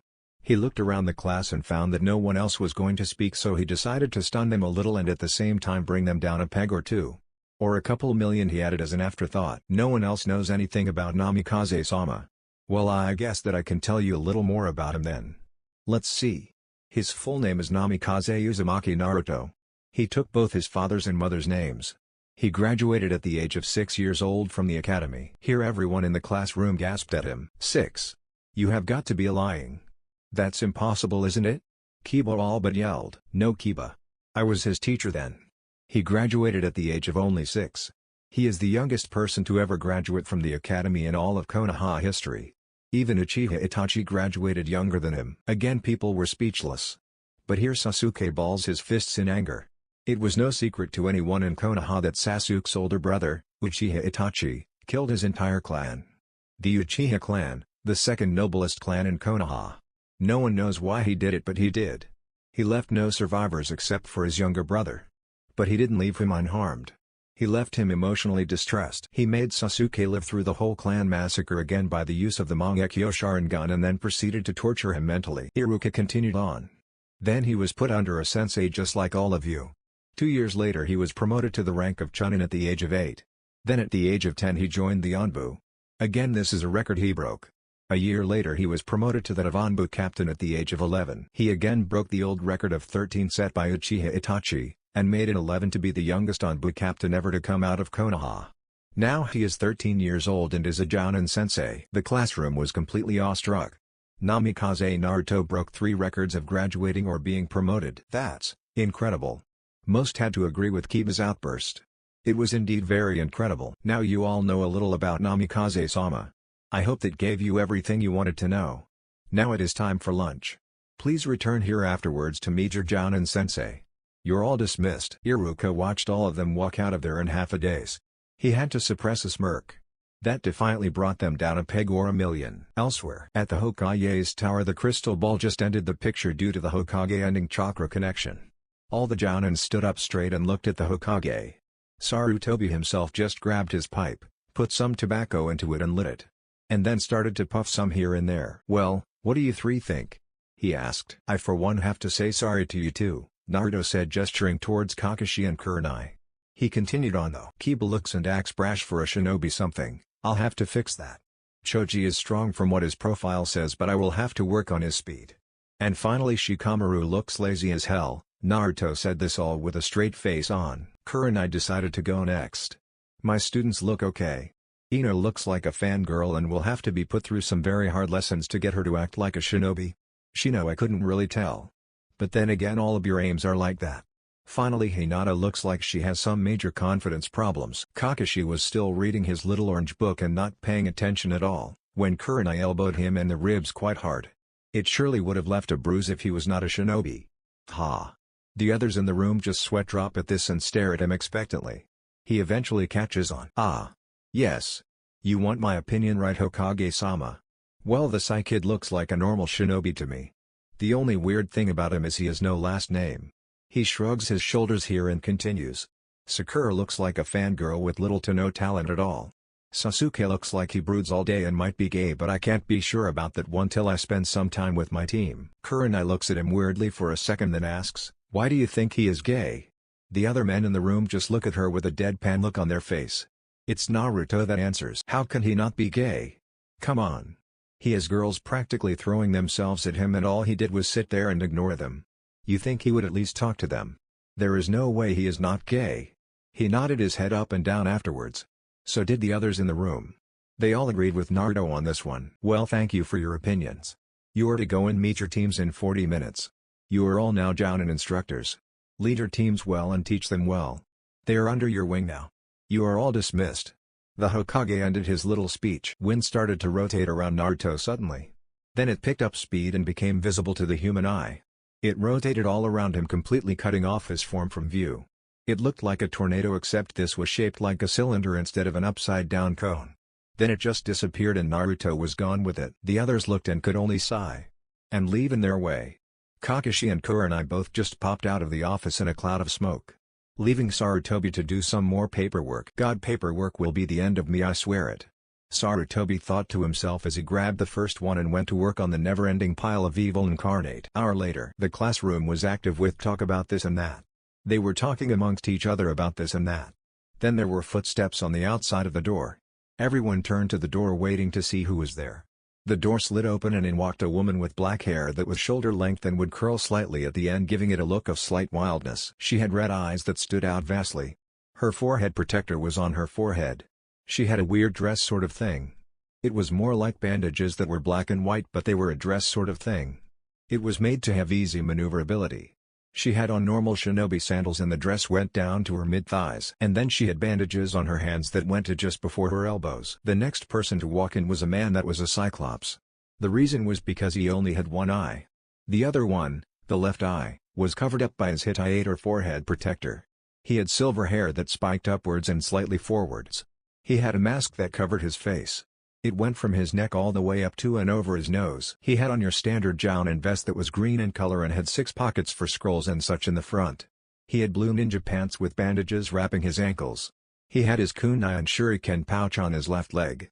Each hand had gloves on with a metal back on them. He also had blue ninja sandals. The last person was rather short for a Jōnin. He was about 5 feet 4 inches. He had spiky blonde hair that was sticking up and all over the place. It was like it couldn't be controlled. It went slightly back down his neck about 2 inches or so. He had sky blue eyes that looked like they were a bottomless pit. He had on your classic Jōnin vest except that his was black instead of green. It also had 6 pockets for storing scrolls in it. He had blue ninja pants, with a shuriken and kunai pouch on each leg. His sandals were also blue. "Ah, the Jōnin instructors are here. Class, quiet down so you may hear your team being called." Team 10. Meet me at training ground 19 in 30 minutes. With that said, Naruto disappeared in a burst of flames from the feet up then down again. Then he was gone. Damn. That was so awesome. I already like this guy. Let's go Akamaru. With that he got up and headed for the door. Deck. Troublesome. Come on Choji, we better get going. With that said, Shikamaru and Choji stood up and followed Kiba out the door. Well teammate, follow me please. Kurenai walked out the door and Ino, Shino, and Hinata followed. Team 7, meet me on the roof. With that Kakashi disappeared in a poof of smoke. Sai, Sasuke, and Sakura followed shortly afterwards. About 25 minutes later at training area 19 we find Shikamaru, Choji, and Kiba walking into the training field. They notice that in the middle of the field is their new sensei too. Good, you're early. I like that in people. Well, let's get started, shall we? Each one of you sit down in front of me and tell me a little bit about yourselves. They each sat down and Kiba asked, what do you want to know about us, sensei? Well, for starters you can call me Naruto sensei, or Naruto senpai. Either one will work for me. Secondly, I'd like to know your likes, dislikes, hobbies, dreams for the future, things like that. Can you go first so we know some more about you? Kiba asked again. Well, let's see. My name is Namikaze Naruto. I have many things I like. One is ramen, which is my favorite food. I don't feel like telling you my other likes. My dislikes are people who judge you by your name, not by who you are. Hobbies are training and learning new things. My dream for the future is to one day surpass my dad in being a shinobi. That's everything about me that you'll get to know for now. Since you asked, you can go first, he said while pointing to the boy with the dog. Alright. My name is Inuzuka Kiba. This here is my companion and partner Akamaru. My likes are playing with Akamaru, and learning new techniques. My dislikes are people who treat animals badly. Hobbies are training and teaching Akamaru new tricks and techniques. Dreams for the future are to one day be the head of my clan. Good, thank you Kiba. Next is you, lazy. Naruto pointed to the one lying on the ground watching the clouds. The one lying down sat up and looked at their sensei. Piff. This is so troublesome, but fine. My name is Nara Shikamaru. My likes are hanging out with my friends, and playing shogi and go. My dislikes are loud people. Hobbies are watching clouds. Dreams for the future are to one day become an average shinobi, with a wife, 2 kids. First a girl, then a boy. Then die of old age after I see my grandkids. Thank you Shikamaru. That was very interesting. You say you like shogi and go, right? He gets an ode from Shikamaru.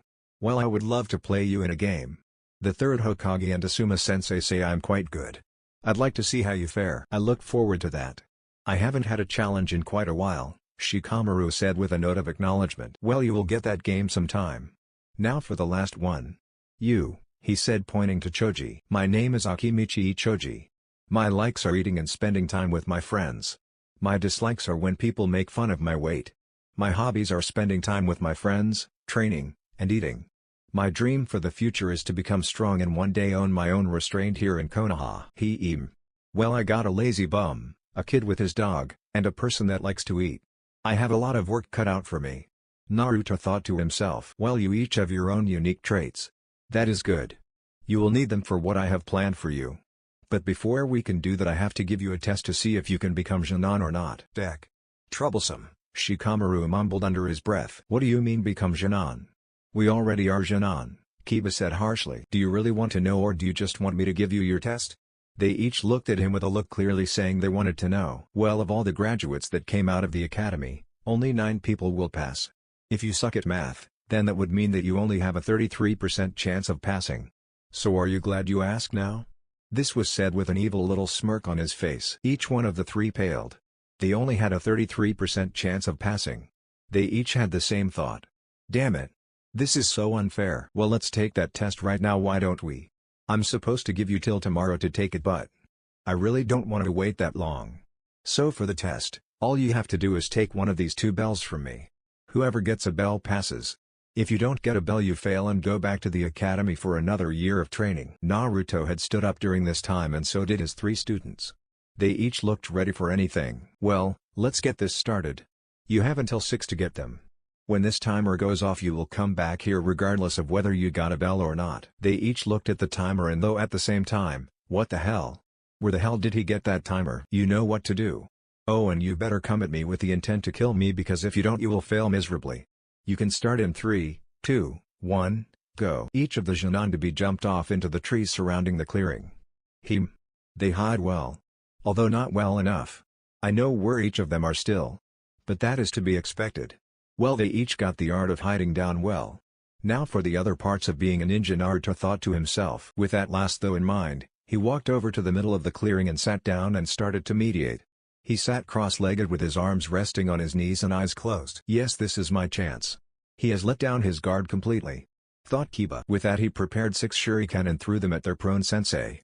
They soared through the air at impressive speeds, cutting the air while his went. They were just about to hit when their sensei's right hand shot out and caught them all on his fingers like they were nothing. They spun on his fingers for a few seconds before they stopped, and then he pocketed them in his pouch. This was all done with him not moving a muscle except his arm, and his eyes stayed closed too. With his first attempt at winning the fight gun, he charged out of the bushes head first. He raised a fist to hit him in the head and swung when it was caught in Naruto's own hand. He tried to kick him next, but Naruto simply leaned his head to the side and then jerked on Kiba's arm that he still held and then pushed him back with enough force to make him slide back 10 feet. When Kiba regained his footing, he looked up and saw that his sensei was standing before him looking at him. First lesson, Taijutsu. The art of hand-to-hand combat. Come. And so the fight was back on. Kiba again charged in head first, only to be delivered a harsh punch to the stomach for his efforts. He bent over and landed on his knees trying to regain his breath. Naruto walked away about 10 feet, then turned to look at him again and said, "First things first. Never attack a person head-on without a plan first. You will only end up like you are right now." Kiba snarled and called Akamaru over and tossed him a food pill and then ate one himself. He crouched low to the ground so he was on his hands and feet, and then his nails lengthened. Shikyaku no Jutsu. 4 legs technique, Kiba snarled. "Get on, Akamaru." The dog did just that and jumped onto Kiba's back. Jujin Bunshine. Beast human clone. Akamaru on his back burst into smoke only to come out looking exactly like Kiba did. When the preparation was all done, Kiba yelled out, "Let's go, Akamaru." With that, both Kibas rushed forwards at least twice the speed they did beforehand. They both took a swipe at their sensei and both were dodged. They both went past him and turned around and tried again only to be dodged again and again. This continued until the Kibas got irritated and they stepped it up a notch. Gotsuga. Double piercing fang. Both Kibas started to spin super fast and then looked like 2 tornadoes of death coming at Naruto. But yet again they were all dodged, and then Naruto himself started to do some hand seals and slammed his hands on the ground after creating some distance from the attacking duo. Doton, Yomi Numa no Jutsu. Earth release swamp of the underworld. The earth turned into a swamp all around the area in front of Naruto. Both Kibas were in the air when the jutsu was done and were now coming down into the swamp. They didn't have time for a kawarimi, so they headed straight into the swamp head first. Within seconds they hit the swamp, and even faster, they were swallowed whole by the technique and disappeared underground. With both Kibas disappearing underground, Naruto ended the chakra supply and the ground hardened. Naruto did 4 more hand seals that were too quick to follow for either Shikamaru or Choji that were still hiding and watching, and then the earth swallowed him up whole.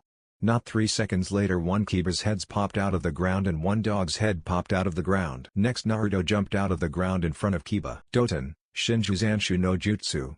Earth release, inner decapitation technique. "So Kiba, did you learn your lesson? You can't beat me in taijutsu or ninjutsu. You have no chance of it. But good try nonetheless. You almost got a bell there at one time or another." With that he started to walk away. "Hey! Where you going?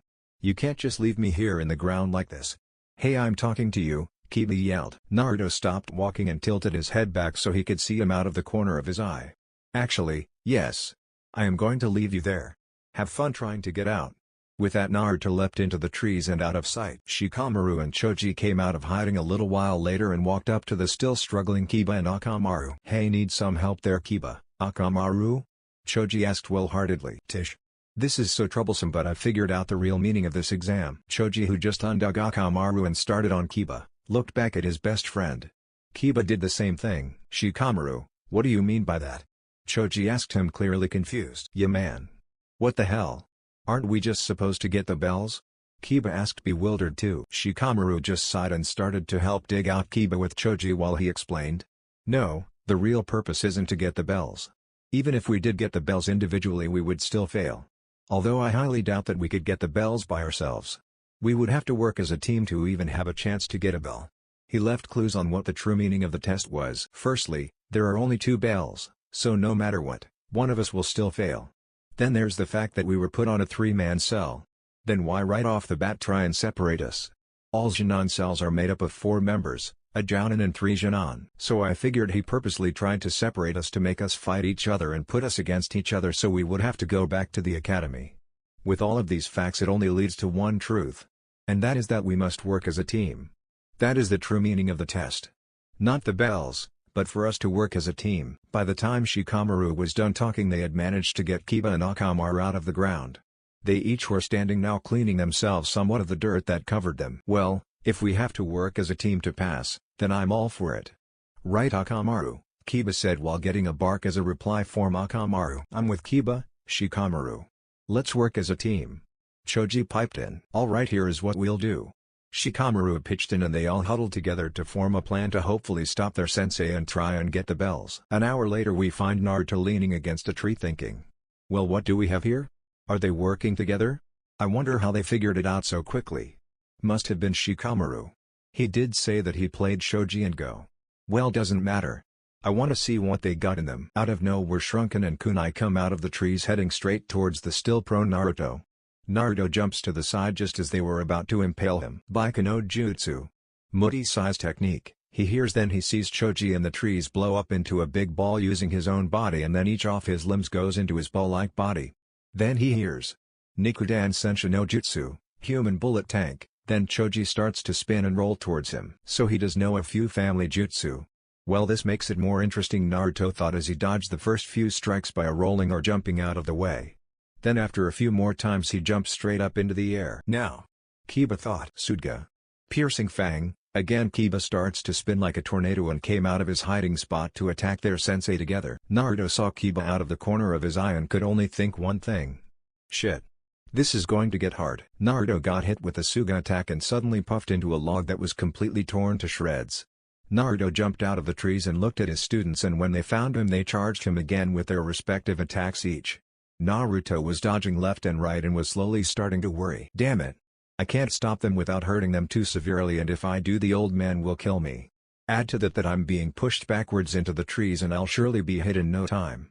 Naruto was getting frantic. He looked for any way out but could only find one, and that was the trees. He knew if he went in there he would have limited maneuverability, but hopefully so would Kiba and Choji. At least he hoped so. Finally Kiba and Choji backed him up to a tree and they both grinned. Although no one could see it, both thought the same thing. The plan is working perfectly. Now we just have to hope that Shikamaru does his part. And Shikamaru did do his part. The second Naruto got within 20 feet of the forest, there was a shadow racing towards him. He noticed it and jumped upwards to avoid it, but that only led him to being able to barely manage to dodge Kiba's Suga. When he started to fall again he saw Choji waiting for him. He landed on the ground and had to jump out of the way of the living human tank called Choji the second he touched ground. He jumped backwards and landed only to find he couldn't move. He looked down by moving his eyes downwards because his body and neck of his wouldn't respond. What he saw was the shadow from earlier attached to him. Kage main no jutsu success. Shadow imitation technique, he heard. He looked forward and saw Shikamaru standing there with his own shadow extended to his. Then both Kiba and Choji came out of their attacks and charged forward to get the bell. They got them easily because Naruto couldn't move. They all stood by each other and smiled at their sensei proudly. They slapped hands together and said good job to each other. They looked at their sensei and they saw him smiling too. Well, you guys did well but not good enough, I'm afraid. You still failed to get the bells. Each one of the three looked at him like he had grown an extra head or something. What are you talking about? We got the bells right here. Look, Kiba said holding up a stick. What? Where the hell is the bell? I just had it. He practically yelled. No wait, he did yell. They each looked at their sensei that still couldn't move because of the Kage main no jutsu holding him still. Well, it's been fun. With that he disappeared in a cloud of smoke. What the hell was that? I thought you said that people couldn't use teleportation techniques when they were under the jutsu, Shikamaru? Choji asked his friend. Shikamaru replied just as confused as he was. They can't. I don't know what the hell he did. But it wasn't a teleportation technique that he just used. It was something else. They would have talked more but they heard a bell ring in the distance. They each looked at each other and jogged up to the clearing where they all started from. When they made it to the clearing they saw their sensei leaning against another tree. They approached him and he opened his eyes to look at each of them individually. Well, in all accords they have passed my test. But why not screw with them a little? He thought as he was laughing on the inside like a maniac. Well, you each did well. You each managed to do something in this little test. Some more than others, but then again that doesn't really matter. You all failed in the end to get your objective, and that was these two bells that are on my hip. So for failing you will all go back to the academy for another year of training?" After this was said, Naruto didn't have to wait long before one of them snapped and attacked him. It just so happened to be Kiba. "You asshole. We tried our best and this is what we get." With that shout, he charged Naruto. Before any of them knew what happened, Kiba was on the ground on his belly and Naruto was sitting on him, restraining him with one hand. "You all know nothing about what it means to be shinobi." His voice was harsh and stern. Each one of the wannabe Jōnin flinched at his tone. "In the shinobi world, people die every day. This is not a game. Any one of us can die at any moment, at any time, during any mission. I will not have a bunch of kids going on missions that think this is all a game. For example," here he pulled out a kunai and put it against Kiba's throat. "Choji, killed Shikamaru or I'll kill Kiba." Choji panicked and looked between everyone present with a look of fear. That is what can happen on a mission. A person gets captured and then you have to make an impossible decision that either way you're screwed. Naruto got up and put his kunai away. "This is the real life of a shinobi. You have to make hard decisions every day. I will not have a bunch of brats on my team. You three did figure out the true meaning of this test. And that was teamwork. I'll give you credit for that. But you still need to grow up. I'll give you guys one more chance at beating me. But for Kiba's little attack on me just now, I really don't feel that generous to all of you. So I'm going to tie up Kiba, while you two can eat these snacks that I brought to gain some energy back. If either of you feed him you will automatically be disqualified and be sent back to the academy. After you're done untie him and come and try to get the bells again if you want to pass. You have 2 more hours." With that he tied up Kiba and started to walk away. But before he left he turned slightly back towards them. "I make the rules. You follow them. If you don't, you will find yourself in a world of pain." With that he leapt off into the trees, leaving 3 Jōnin to shiver in slight fear at his words. Both Choji and Shikamaru ate their respective snacks in quiet, both thinking about what they just heard.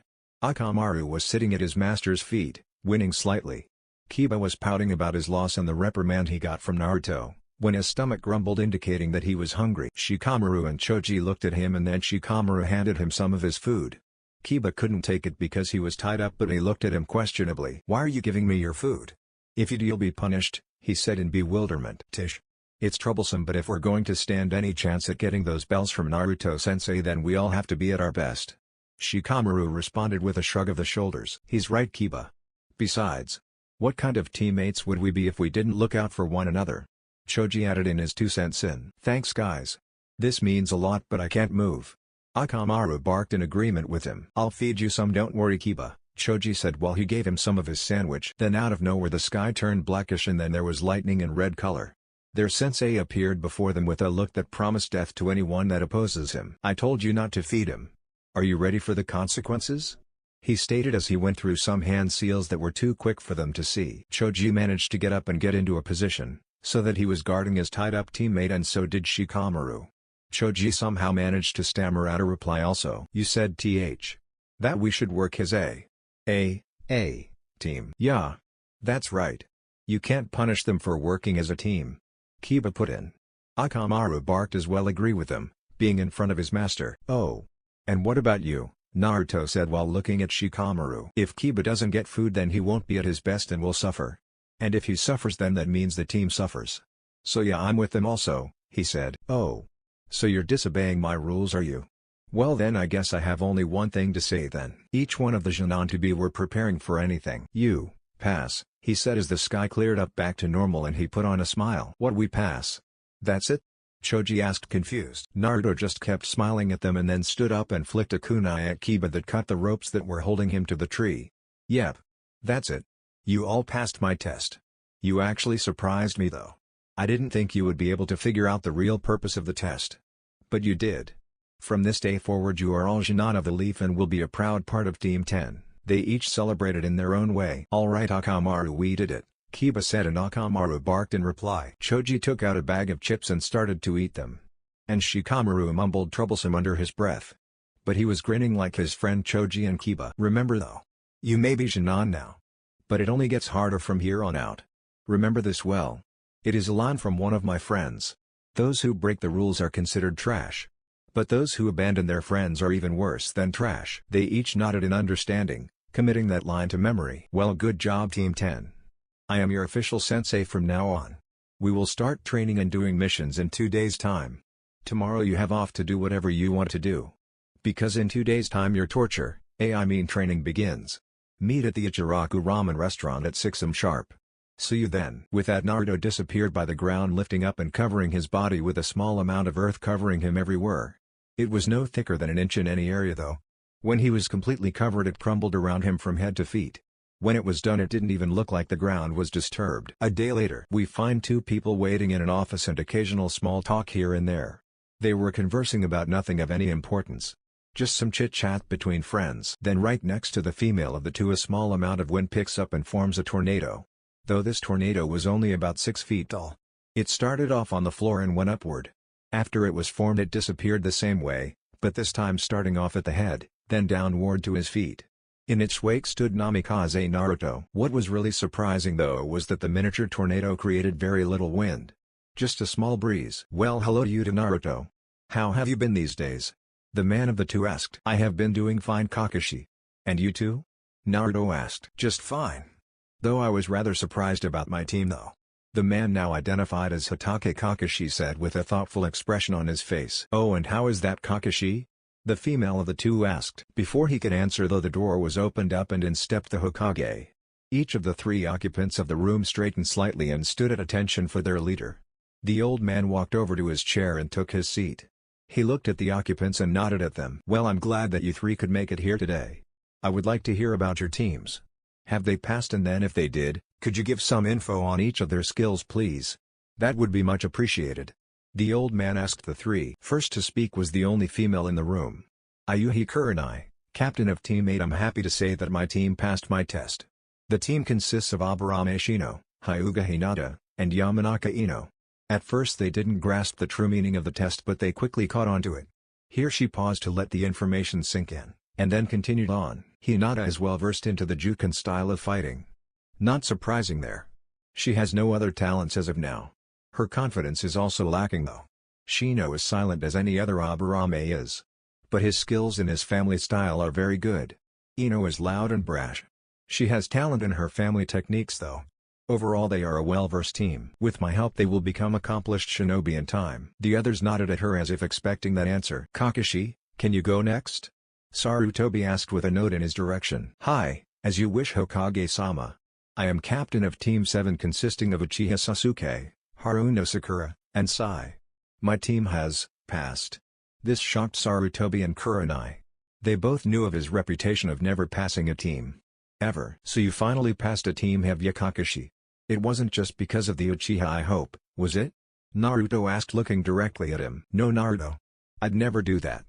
Actually, I'm surprised that they passed at all. Even if they did just by a margin. I almost failed them, but at the last second they managed to work as a team. Although a very bad team, still a team. Anyway, like I was saying, Sai has some very interesting skills. He can create ink creatures of sorts. Anything he draws on paper, it seems he can make it come off the paper and grow to normal size. He uses these creatures to aid him in battle. They are made completely out of ink and are under his control when he uses them. Sakura is another story altogether. She has very little talent right now. As far as I can tell so far, all she can do is the basic academy jutsu, and that is it. She is a fangirl with little to no effort put into being a shinobi. If she doesn't act like a real kunoichi, then I will have no choice but to take her off the team. As for Sasuke, he is very talented for his age. He has enough chakra to do a Gokakyu no Jutsu, Fireball, and his Taijutsu is good. Bad thing is, he is completely obsessed on getting revenge and kill Itachi. Overall my team needs a lot of work. Kakashi finished with a shrug. Well, Kakashi, it looks like you got your work cut out for you. I want you to keep an extra eye on Sasuke. If he tries to do anything funny, you will report it, got it? Just because he is the last Uchiha in Konoha doesn't mean he will get special treatment. Sarutobi asked in a very serious tone. Hi, Hokage-sama. Kakashi replied in an equally serious tone. Very well. Naruto, what about you team? Did you pass or fail them? The old man asked, looking right into his eyes. I am captain of Team 10 and my team consists of Inuzuka Kiba, Nara Shikamaru, and Akimichi Ichoji. They did extraordinarily well in my opinion. They managed to pass and figure out the true meaning of the test within 20 minutes of the trial. I have a feeling it would have been sooner if Choji and Shikamaru could have gotten to Kiba before he attacked me. But that is beside the point. Kiba is brash and acts before he thinks. But he also has a very good understanding of his family techniques too. His taijutsu is animal-like and ferial to say the least. Shikamaru is probably the smartest person of his class. His record is totally inaccurate. He came up with a brilliant strategy to take me down. He also has a good grasp of his family techniques also. Bad thing is, when he or his companions are not in danger he is a lazy bum. Choji has a good grasp on his family techniques as well. He used 2 of his techniques on me. He is also very strong for his age. But like most Akimichi, he is slow. Overall I will have to put them through hell to come to my standards. But that should be fun for me and torture for them. Naruto finished his description of his team with a very evil smirk that promised cruel things. Well, Naruto, remember that they may be shinobi and all, but they are nowhere near the level they were when you were 12. You can't put them through the same thing you did. The old man responded after hearing those last 2 sentences and seeing the evil smirk. After all, their parents will kill me if they come home nearly dead from overtraining. Not to mention Naruto's health will be in danger. He thought. Hi, Hokage-sama. I promise not to overexert them too much, was his half-livid reply. Just try not to make them come home every day completely exhausted like you did. Their parents would kill you and me for that. Sarutobi asked pleadingly. That got each of them laughing. To see the Hokage begging for something was not often. I'll do my best, Hokage-sama. Naruto replied after his laughter fit was over. That is all I can ask for now. He paused for a minute thinking how he wanted to say this. Well, you each now have a team. You are to command and lead them through at least their Jōnin years. Teach them everything that you see fit and always be a good example. You are Jōnin of the Leaf Village, make me and this village proud by making some of the strongest Jōnin we have seen in years turn up. I look forward to seeing their skills in the future. You are all dismissed. The old man said with a passion in his voice that the others did not miss. Kakashi, Kurenai, and Naruto replied with a, "Hi, Hokage-sama." Then each one in the room turned to see how Naruto would leave. Naruto noticed this and sweat dropped. What? He asked, looking at them sheepishly. They just kept staring at him intently. What's wrong? I got something on me? Naruto asked as he looked at his clothes all over. Now it was their turn to sweat drop. Naruto, there's nothing on you, weren't you going to leave just now? Sarutobi asked with playfulness in his voice. Ahu. Well, I guess I'll see you then. Everyone else in the room stared intently on him, ready to see something great, when he just turned around and headed for the door. Wait. Aren't you going to leave with a sunshine or something, Naruto?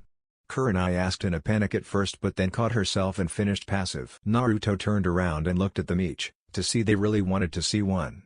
You guys really expect me to use one of my sunshines all the time, don't you? Naruto asked matter-of-factly. He just got nods from each of them. Sigh. As my student Shikamaru said, troublesome. With that he sunshined out of the room with leaves twirling around him like the classic Konoha sunshine, but not. Why? Because after the leaves got a foot off the ground, the leaves started on fire. The burning leaves swirled around him and eventually above his head. Then Naruto was gone from sight. The leaves that were still burning came down where Naruto used to be and completely caught on fire and disappeared before they could reach a foot above the ground. There was even no ash left from the leaves. Well, I do say that equals 7 new sunshines now. Sarutobi piped in. Damn. He should really teach some of those to others. Or better yet, sell a scroll on how to do them. He would make a fortune. Everyone would buy it in Konoha. Kurenai piped in also. Sigh. One of us should ask him sometime. I don't think anyone ever has. Johnny. See ya. Kakashi piped in his own part and puffed out of the room with a cloud of smoke. Kurenai did the same thing, leaving the only one in the room to be the old man. He looked down on his desk and noticed that he had no paperwork to do. He beamed. Finally. So paperwork. Time for some good old reading. He looked around to make sure no one was around and after confirming that there were none, he opened up a drawer on his desk and pulled out an orange book. He opened it up and started reading it as he relaxed. Every few seconds you could hear a perverted giggle come from him. He was snapped out of his reading when he heard a knock on his door and someone asking for permission to enter. After putting his book back into its hiding place he told the person to enter. His face immediately fell when he saw what the person was holding. It was a stack of papers at least a foot high.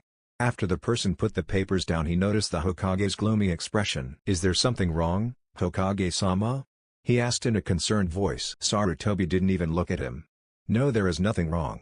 You may go now. As you wish, Hokage-sama. He replied as he bowed and left the office through the doorway. Sarutobi could only stare at the papers in pure and utter hatred. I hate you. You know that. He talked to the papers in front of him with the utmost hatred. Nevertheless, he grabbed the first one and started to do the thing he hated the most in life. Namikaze Uzumaki Naruto. Past and future training revealed. Oi, Shikamaru, how long have you been here? Not very long, Probably around 5 minutes or so, Shikamaru said while patting the spot beside where he was lying against a tree. Choji, not one to take the chance to relax, went down and sat beside his friend. "So how long till sensei gets here?" he asked with curiosity. Well, I'd say about 10 minutes, give or take a few," was his reply. Oh. After their very short conversation, they just sat in silence until a brown-haired boy walked up to them very slowly with a dog on his head. "Hey guys," was all he said before he sat, leaning against the tree beside the one Choji and Shikamaru were leaning against. "Hey," was their equally short reply, and so yet again they waited. 10 minutes later, there was a poof of smoke directly in front of them. They each looked up and saw their sensei standing there. "Hey guys, how you doing?" he asked with a foxy grin that only he could pull off. It was Kiba that replied. "How do you think we're doing? It's 7 in the morning. Add to that you have been running us into the ground for the last 2 weeks doesn't help any." "Ah, come on Kiba, 7 is late, and it hasn't been that bad, has it?" he asked sheepishly. "Are you kidding me? You gave us these weights and then expect us to run around in them every day for freaking 2 hours. You're a sadist, you fucking bastard." Kiba just shouted at Naruto. Naruto had the decency to look guilty and then scratched the back of his neck sheepishly, while giving off a low chuckle. "How troublesome. It's only 7 in the morning and you're already loud, Kiba," Shikamaru replied while rubbing his head. "Shut up, Shikamaru. All this training is really getting to me. All we do is run, do push-ups, and other stupid exercises." Kiba shot back. "Come on guys, let's not argue already, we just started today." Choji tried to step in between them and stop the arguing. Sadly it was for naught, as they continued to complain and argue with each other, one sounding logical while the other was just ranting. "Okay guys, that's enough. If you want to get in a couple of missions and then train some more, then we better get started." Naruto had to raise his voice over the others to get heard. What he got though was not what he expected. Instead of silencing the 3 boys, he received 3 groans of complaint. "Well, if that is the way you see it, then we can always add more weight to you guys," Naruto said with an evil grin. The reply was instinctive and fast. "No." They each shouted out at the same time. "What we mean is the weight we have is just fine. Let's just get on with the stupid missions," Shikamaru said while standing and starting to walk to the Hokage's tower to get their mission. The others followed behind him. Once at the tower, they waited to be allowed into Sarutobi's office. Finally, after 5 minutes of waiting, the secretary said they could enter. "Team 10 reporting for a mission, Hokage-sama," Naruto said once they were standing in front of him. "Ah, Team 10, it's good to see you so early. Well, let me see, we have 22 D-rank missions today. You can pick up the groceries for Mrs. Natsumi, you can babysit some kids, you can clean the riverbank, you can catch the daimyo's wife's cat." "No." Everyone looked up at who just shouted and found it was Kiba. "I won't catch that stupid cat ever again. I hate cats." Hirohamaru barked in agreement. "Give us a real mission, not these stupid missions, an academy student could do them. We're Jōnin, for crying out loud, give us a real mission." Iruka, who happened to be helping with handing out mission reports, stood up. "How dare you? You are mere Jōnin, you can't possibly be ready for higher ranked missions. Besides, these are meant to build teamwork, you guys are much." At this point Kiba, Shikamaru, Choji, and Naruto each stopped listening and were having their own conversation. "Hey Naruto-sensei, have you heard that Ichiraku Ramen has a new food on its menu?" Choji asked. "Really? What is it?" Naruto wanted to know, badly. "Well, you know how I've wanted them to make me barbecue almost every time we go there? Well, they finally have put it on the menu." "Sweet, later today we can all go out if you guys want." "My treat," Naruto stated. "Sure, I'm in." "Me too." "Same." "Hey! Are you guys even listening to me?" Iruka yelled at them. "Oh, my bad, Iruka-san. It's just that your lessons are so boring. You know, you really need to make them more interesting." Naruto replied like it was common knowledge. Iruka though looked like he took it the wrong way. He had a vein bulging on his forehead to prove it. He was just about to yell at them some more, when the Hokage coughed into his hand. Everyone quieted down when they heard the Hokage's cough. "Now that I have all of your attention, I would like to ask you, Naruto, if you think your team is ready for a higher ranked mission." "Well, I don't know, how many missions has my team done so far?" Naruto asked. "Let me see, well, according to this, Team 10 has completed 11 D-rank mission in 2 weeks' time," the Hokage informed. "Well, if they have done that many, then I don't see why they couldn't take a low-level C-rank mission. So yeah, I think they are ready." "Very well, there is a group of bandits in the town next to us that has been causing the locals some trouble. It is your mission to go there and protect the town and take down the bandits. Do you accept the mission?" Sarutobi asked. "Hi, Hokage-sama." With that, Sarutobi tossed the scroll to Naruto, who spun around to speak with his team. You are to go and prepare for a 3-day mission. You have 2 hours to get ready and be at the south gate on time. If you aren't there on time, I will double your training regiment. They each gulped at that, and Naruto got a smirk on his face. You are dismissed. 3 hours later, on the road south of the Hidden Leaf Village, we find 4 people walking down the road, though only 3 of them have backpacks. Hey sensei, why didn't you pack any supplies? Choji asked while munching on some chips. The other 2 were wondering the same thing. I did bring supplies with me Choji, they're just inside a scroll. He reached up and pulled out one of his scrolls in his Jōnin vest and then opens up the first part of it. He put his hand over a kanji for food and then there was a poof of smoke. As soon as the smoke cleared, there was their sensei, snacking on a bag of chips. Here you go Choji, enjoy, Naruto said while tossing him the bag of chips. So you know how to do sealing jutsu sensei? Shikamaru asked. Hi, I learned them in my library at home. I'm by no means an expert, but I'd say probably low to mid-range level. I plan on becoming a master someday like my father was. He replied while looking ahead of them. What else do you got in that library of yours? Any jutsu? Kiba asked hoping for a yes. Hi, it has jutsu, many other things too. How many jutsu does it have? Kiba asked again. You know, I really don't know. I've learned about 315 ninjutsu and genjutsu out of there and I still have a long way to go. After a few seconds, he noticed that he was the only one still walking and looked back at his students. Your library is that big?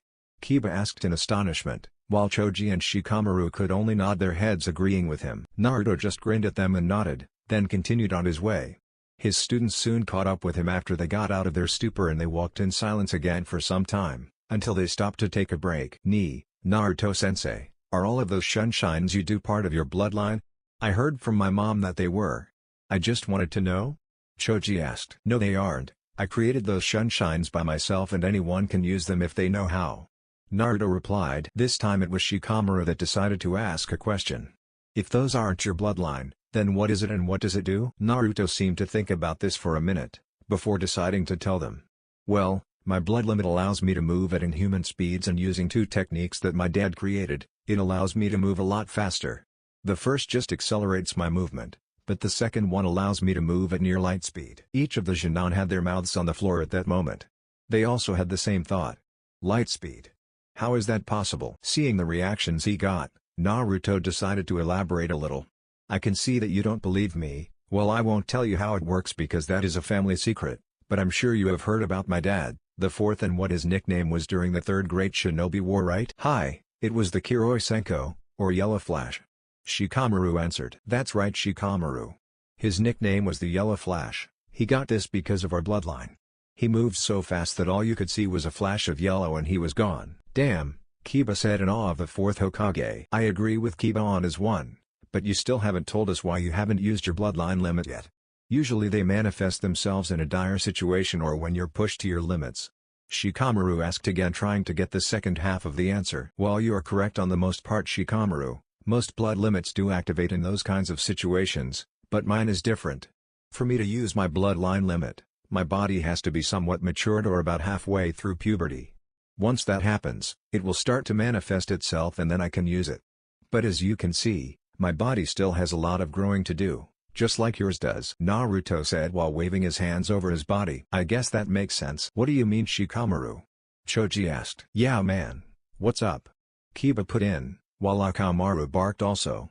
Naruto just looked at him then continued looking ahead. From what I can make out, the reason Naruto-sensei's blood limit will only activate after the body is somewhat matured is because if the body is not matured, then it would not be able to handle the stress and might kill him. Am I right sensei? They each looked back forward towards Naruto. Naruto himself just sighed and looked back at them over his shoulder. You know Shikamaru, you are just too smart for your own good sometimes. The 3 just laughed at him and continued on in relative silence from then on, only asking questions here and there or talking about random things. After a while, they made it to the town they were supposed to protect and found someone to point them in the right direction towards the town leader. After making their way through town and stepping into the appropriate building, they then entered the office. Ah, so you are the Konoha ninja that were sent to protect the town, you all look rather young. Do you think you can beat the bandits?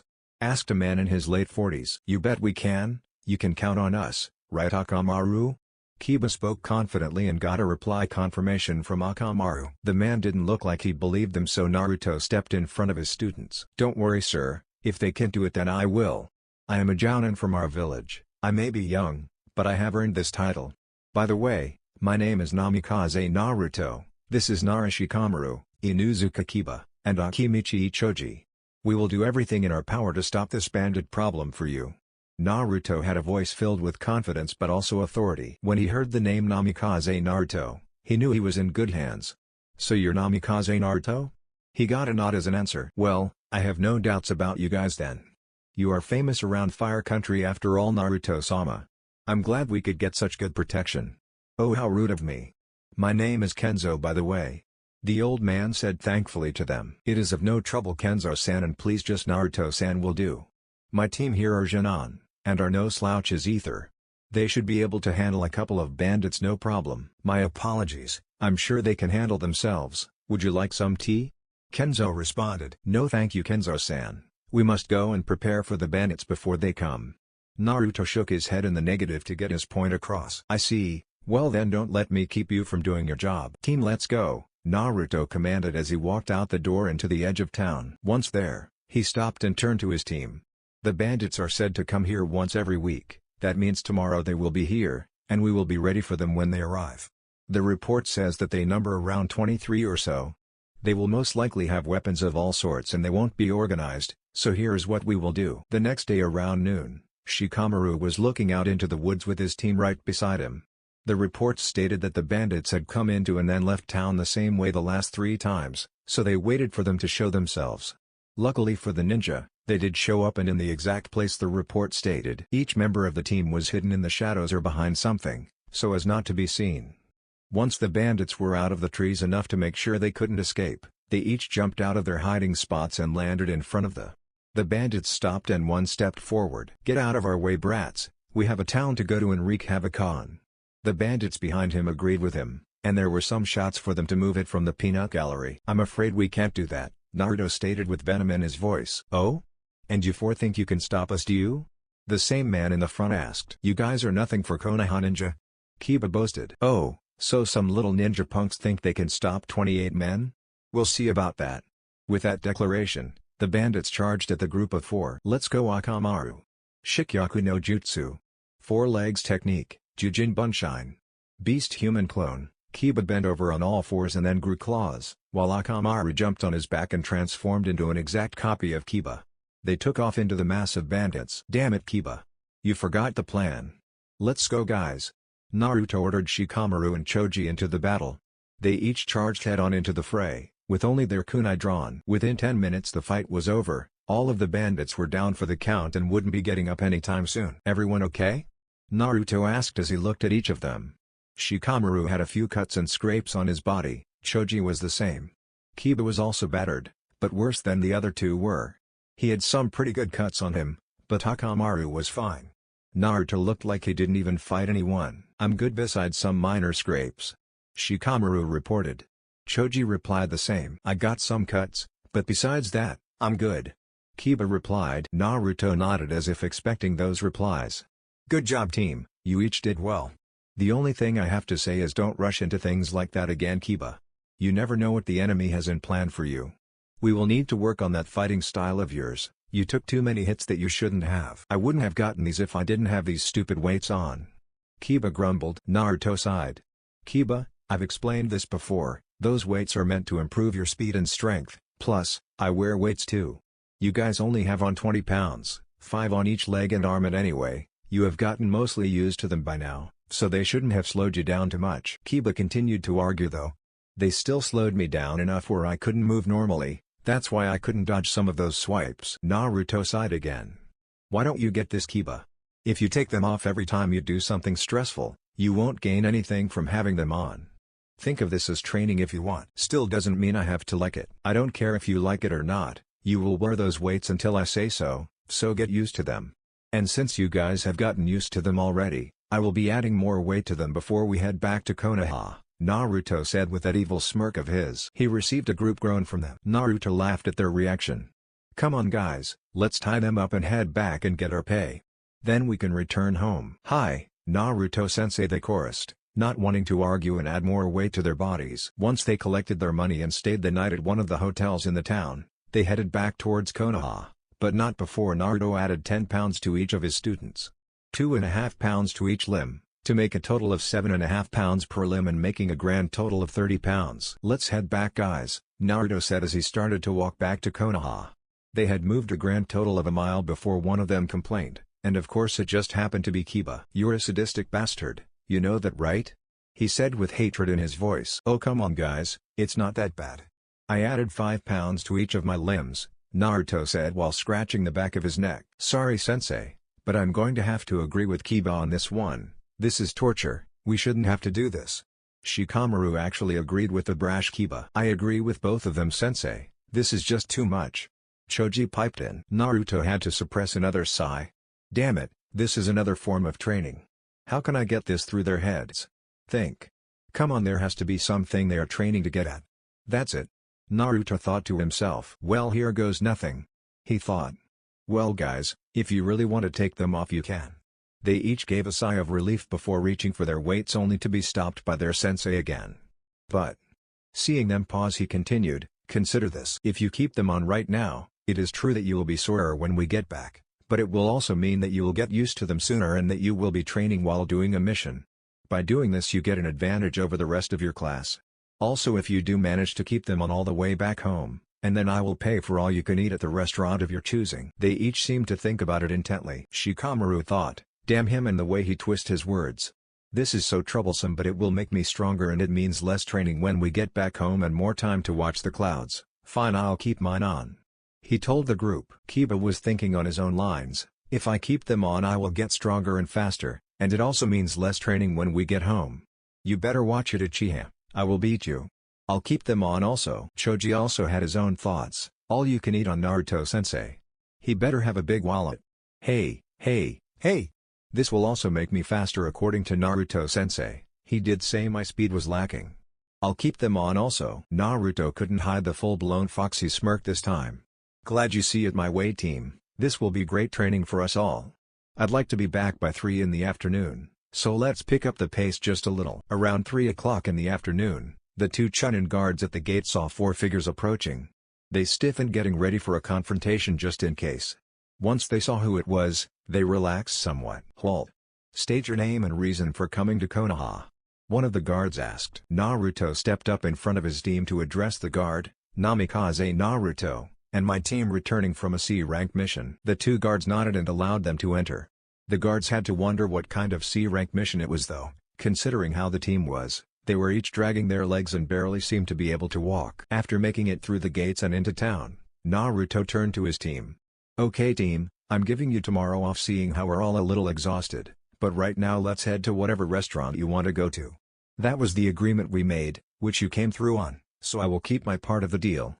Where do you want to go to eat? My treat Ichiraku ramen is where I want to go." Choji piped in instantly. "Works for me." "Me too." Naruto nodded. "Well, I have to go make a report to the Hokage real quick.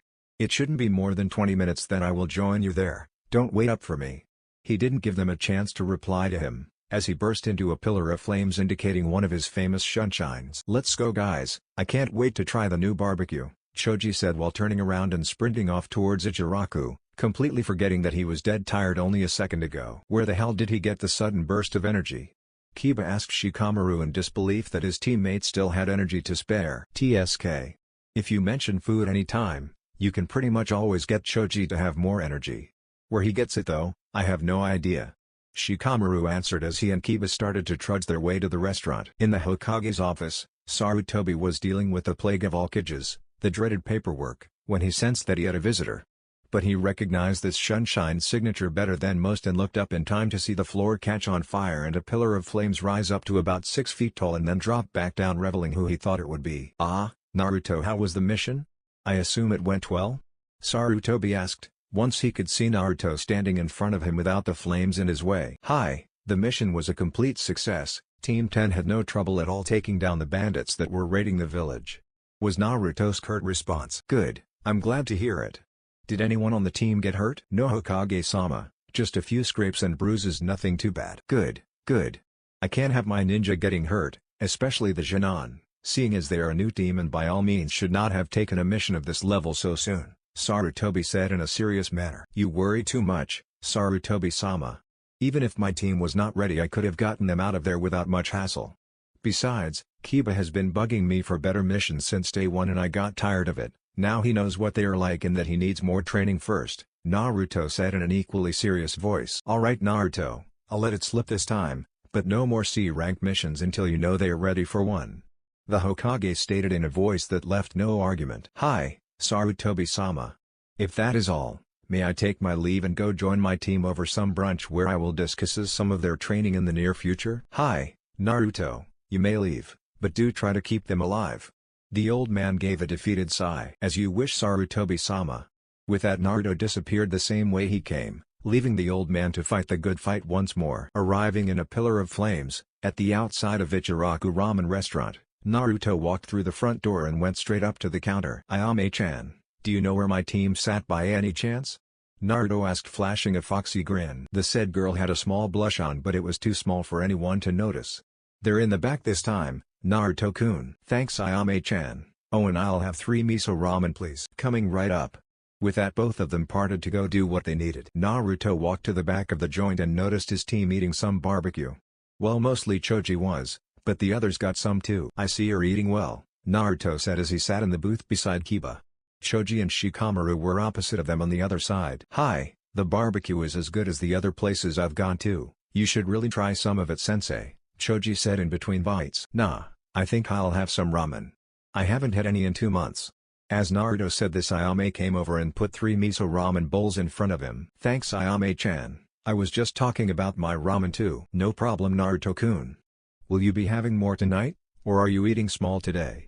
She tilted her head to the side in the cutest way when asking this. Sure, why not, it's been a while since the last time I pigged out on ramen.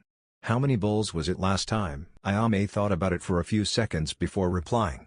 Well, if I remember right, it was 18 bowls. The others were shocked by this, and not just Team 10 either.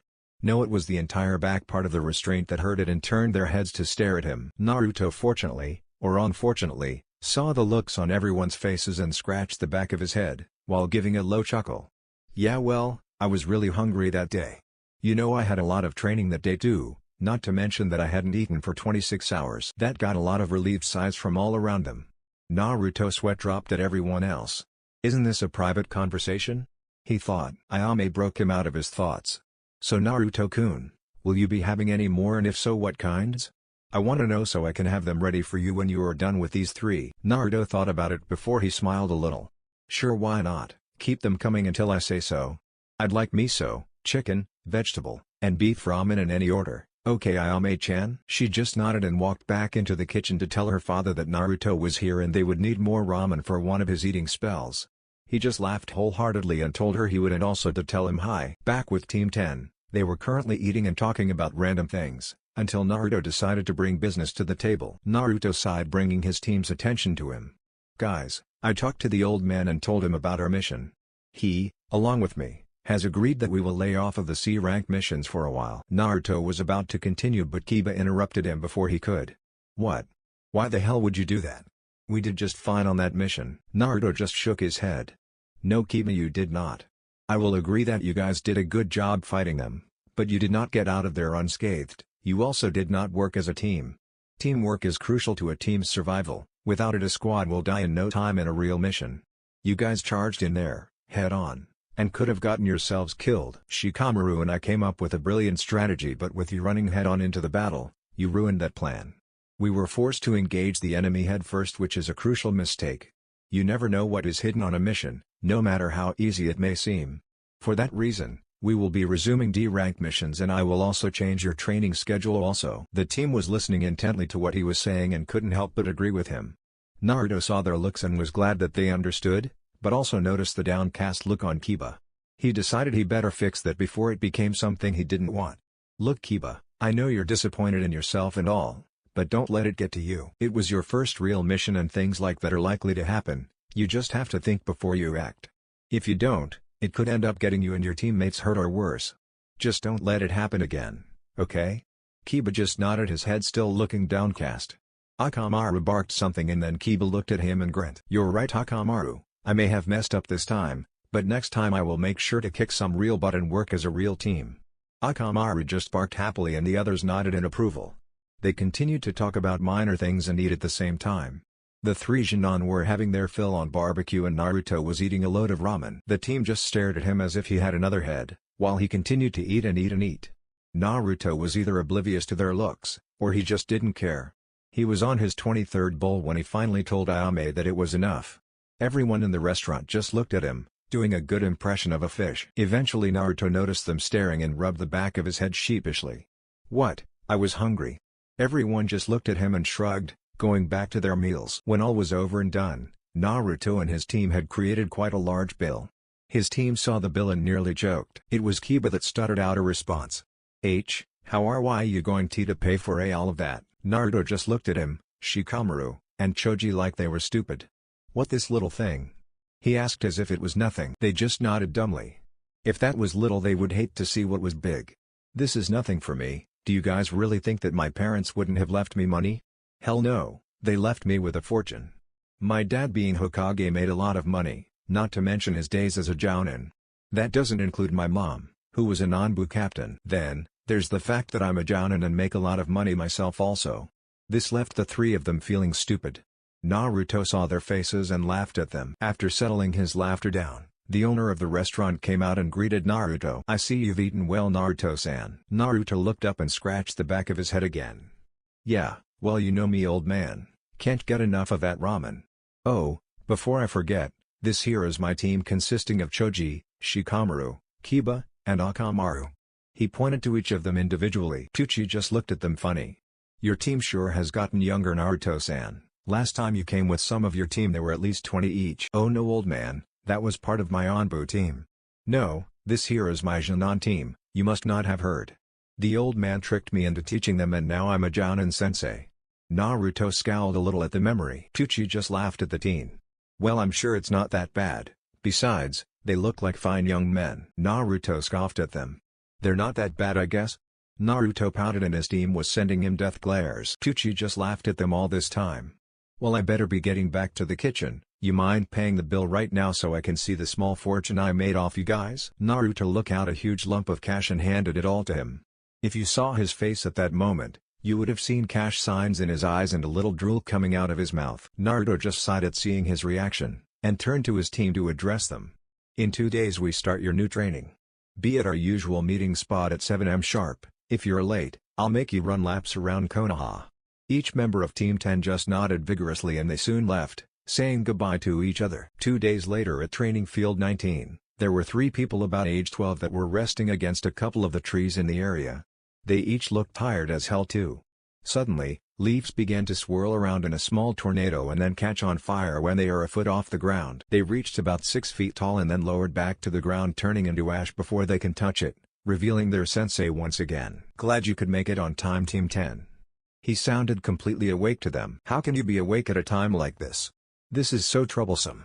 Shikamaru yawned loudly to emphasize his point. The other two just yawned loudly too and nodded their heads in a half-awake stupor. Naruto repressed a smirk at seeing how they acted right now, knowing that they would probably be much more vocal in a few minutes, but that was yet to be seen.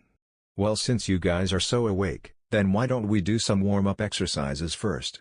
This got a groan out of all 3 of them. "Glad you agree with me, team. I want to see 50 push-ups, 50 sit-ups and then run around the training field 8 times. Let's get moving." With that they started their training. Naruto did the training with his team also, but he did more sets of each. An hour and a half later they were all done. Each member of Team 10 was on the ground panting and wide awake. Smirking, Naruto started the lesson. "Well, since we are all awake now, why don't we start on the new training I told you guys about?" This got each one of them to pay very close attention.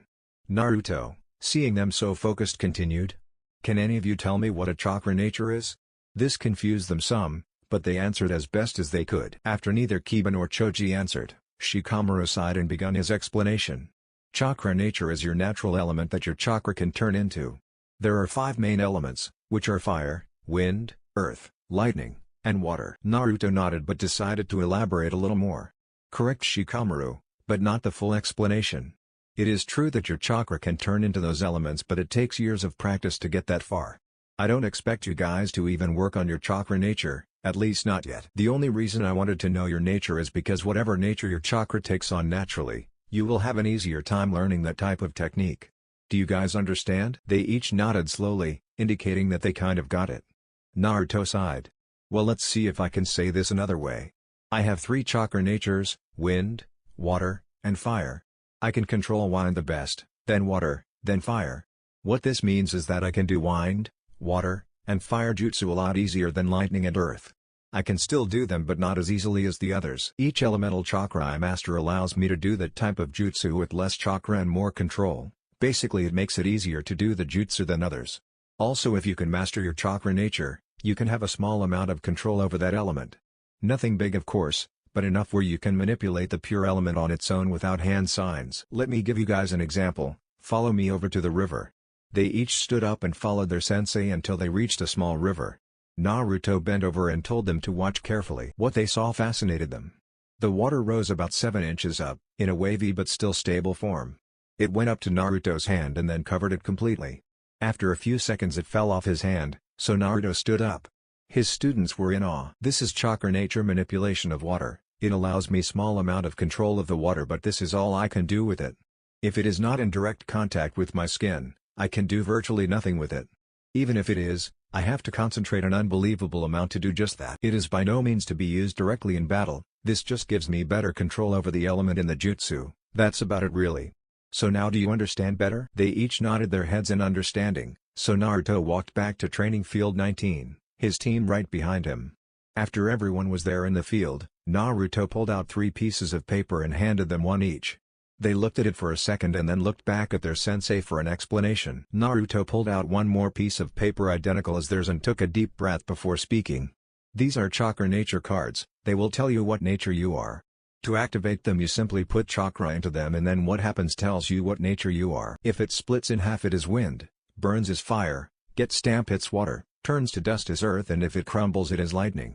Watch mine and you will understand. With that, Naruto pumped a little chakra into the piece of paper and it first split in half, then the left side got damp, and then the right side burst into flames. That's it, you try it now one at a time. The first was Choji. He pumped some chakra into it and then it turned to dust. Naruto nodded as if thinking that would happen. I thought so. Earth manipulation is your nature, Choji. It fits you perfectly really. With your body type being strong and not very fast you would need some good defense. This will suit you just perfect. You're next, Kiba. Kiba nodded and pumped some chakra into his card and it crumpled up into a small deformed ball. You Kiba have lightning, it will suit your fighting style too. My guess was either fire or lightning for you and you got lightning. With your upfront and close fighting style you can use that element to do some good damage. Last is you Shikamaru. He just nodded and pumped a little chakra into the card and then it split in half. You, Shikamaru, have wind manipulation chakra. I was actually suspecting water because of your lazy attitude, but wind will suit you well also. You can use it in long-range attacks and later when you have better control you can use it in short-range attacks, but that is in the far future. After a few seconds of silence, Choji was wondering what to do now. Sensei. What are we going to do now? You said we don't have the control to do the actual manipulation. So what now? Well, I'm going to start on your ninjutsu training to begin with, but I have to think up of some good ninjutsu you could use first. Obviously they can't be too high ranked seeing as you would never be able to handle them yet, so I think I will start you off with some basic jutsus of each element, but before we do that I have to teach you a B rank forbidden technique. Choji audibly gulped at the word forbidden. Naruto-sensei. Why are you going to teach us a forbidden technique? My dad said that when a technique is forbidden, it's for a good reason. The others nodded also. Naruto had a thoughtful look on his face for a second but it went away so fast that the others thought it was just their imagination. Nah. There's no need to worry, Choji, it may be forbidden but as long as you don't overuse your chakra then you should live. This did not help Choji's nerves and it even gave the others a scare. Naruto didn't even see the looks on their faces, or he did and didn't care. The technique is called Cage Bunshine. Shadow Clone. The technique makes a solid clone that can actually fight, but you will not be using it for that. The real reason you will use it, is for the special ability that comes with it. You see, when a clone is dispelled, all the knowledge it happened to come by when alive, will come back to you. Thus, you gain the knowledge of the clone. Do you get where I'm going with this? So you're saying anything this clone learns, we will learn? Kiba asked. Choji also added to it. As long as we can make this clone we can learn things with it, right? Naruto nodded his head in the affirmative and turned to Shikamaru. Is there anything you want to add, Shikamaru? The said boy thought for a moment before nodding. From what I get of this technique so far, is that if we manage to create a clone, then everything that clone learns in its time period is transferred to us. So if we made 3 clones, then we could learn things 4 times fast, right? Naruto just smiled at them. All 3 of you are correct actually. When a shadow clone is made, it is made by splitting your chakra into equal parts between each of you. Then you can tell the clones to go learn a technique you want, and when you dispel them, all the knowledge the clone learned will come back to you. Like Shikamaru said, it will cut the time it takes to learn things by half if not more. Thus, you have a way to become stronger faster, but there is a downside to this jutsu. It takes a substantial amount of chakra to make, and even then you will have to have it strong enough to practice the jutsu and last a whole day's worth of training. If you can manage these things, the Cage Bunshin will become your best friend. Each one of the Jōnin looked at their sensei in a new light. They knew he was strong, especially for his age, but he was also very smart. He kept on proving that. He even beat Shikamaru in 5 games of Shogi and Go. But one thing caught in Shikamaru's mind. If you know this jutsu, then that means that you have been using it. Is this how you became so strong, so fast? Naruto just nodded. Matter of fact, yes, this is how I became so strong so fast. I found the technique in the library at home and it told me its secret. I learned it and have been using it since I was a Chōnin. I was only 8 years old at the time. At first I was only able to create 2 clones to help me train, but now I can create up to 10 clones that can last all day. So how do we do this jutsu, sensei? Choji asked in an excited tone. Well, let's see. I guess it is exactly like the normal Bunshin you learned in the academy, but this time you will have to add more chakra into it and make this seal. Here Naruto shows them a hand sign they have never seen before. It was a cross of the middle and pointer finger stretched out with the other's fingers in, then both hands making the same sign. Put them into a cross-like shape in front of you. After that is done, the Bunshin will appear in a puff of smoke. It works by adding more chakra and the required hand seal. You solidify the air around the Bunshin, compressing the air molecules until it is solid. That's the gist of it. Now you try. They each nodded and performed the jutsu. The results were surprising to say the least. Hell yeah. I just made 3 Cage Bunshins. Take that, sensei. I rock. Kiba was shouting in joy at the amount he had created. Shikamaru made 2 clones and Choji also made 2 clones. Shikamaru sighed. Idiot. Kiba whirled on him. What did you say? He all but shouted with the added and 3 clones shouting out at the same time. Shikamaru rubbed his ears in slight pain. Damn it, Kiba, don't yell so loud. You are so troublesome. Besides, you may have made more clones but you still can't use them to train with. Huh? Kiba's response wasn't what could be called bright. Sighing himself, Naruto decided to elaborate for Shikamaru. What he means, Kiba, is that you may have been able to make 3 clones, but they don't have enough chakra in them to last all day, let alone do jutsu. Actually, now that I think about it, none of you have the necessary chakra to make a decent clone. Your reserves are just too small to pull it off. Right now, the clones you made are extremely unstable and will pop any second now. Add to that, the fact that when you do finally master the jutsu, you will only be able to make 1 clone each that will last the whole day. Kiba was doing a good impression of a fish right now. Just like their sensei said, the clones puffed out of existence. Well, since you can't learn the jutsu right now, why don't we go on to individual jutsus? I will teach 1 jutsu to each of you and then you are to practice it until the day is over or you run out of chakra, whichever comes first. Hi. Well, you're first, Choji. I'm going to teach you a jutsu called Doten, Toryuki. Earth Release, Earth-style Wall. This jutsu is a defense technique. It makes a solid chunk of earth rise up and can vary in size and how strong it is by the amount of chakra you use in it. Once you perform the correct seals, all you have to do is slam your hands on the ground and pump chakra through the ground and the wall will rise in front of you. With some practice you should be able to master this move. After showing him the hand signs and telling him to practice some distance away, Naruto turned to Kiba. Alright Kiba, you need a lightning jutsu, right? Kiba nodded in the confirmative. I think the Raikyu no Jutsu lightning ball will suit you well, for starters, that is.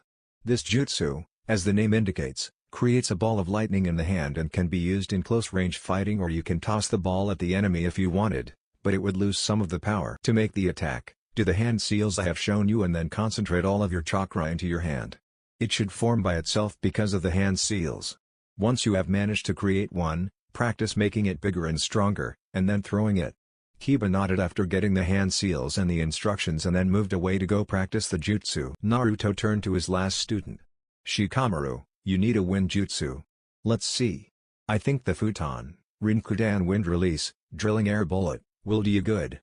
It's not a beginner jutsu, but it is the lowest level one I know that will be of any use to you. If you end up having trouble with this one, then I will teach you Futon, Go Fuyin, Wind Release, Formation, but that is a useless jutsu unless you want to create a small breeze, which isn't very useful for a shinobi in combat.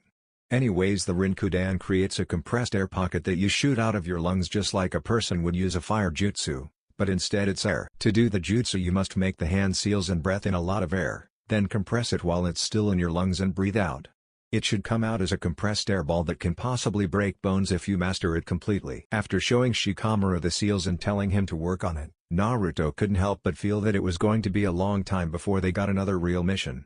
He just sighed and started to work on his Shunpo, Flash Step, that he has been developing for the past 6 months. So for the rest of the day they trained together, each working on their own jutsu that they wanted to master.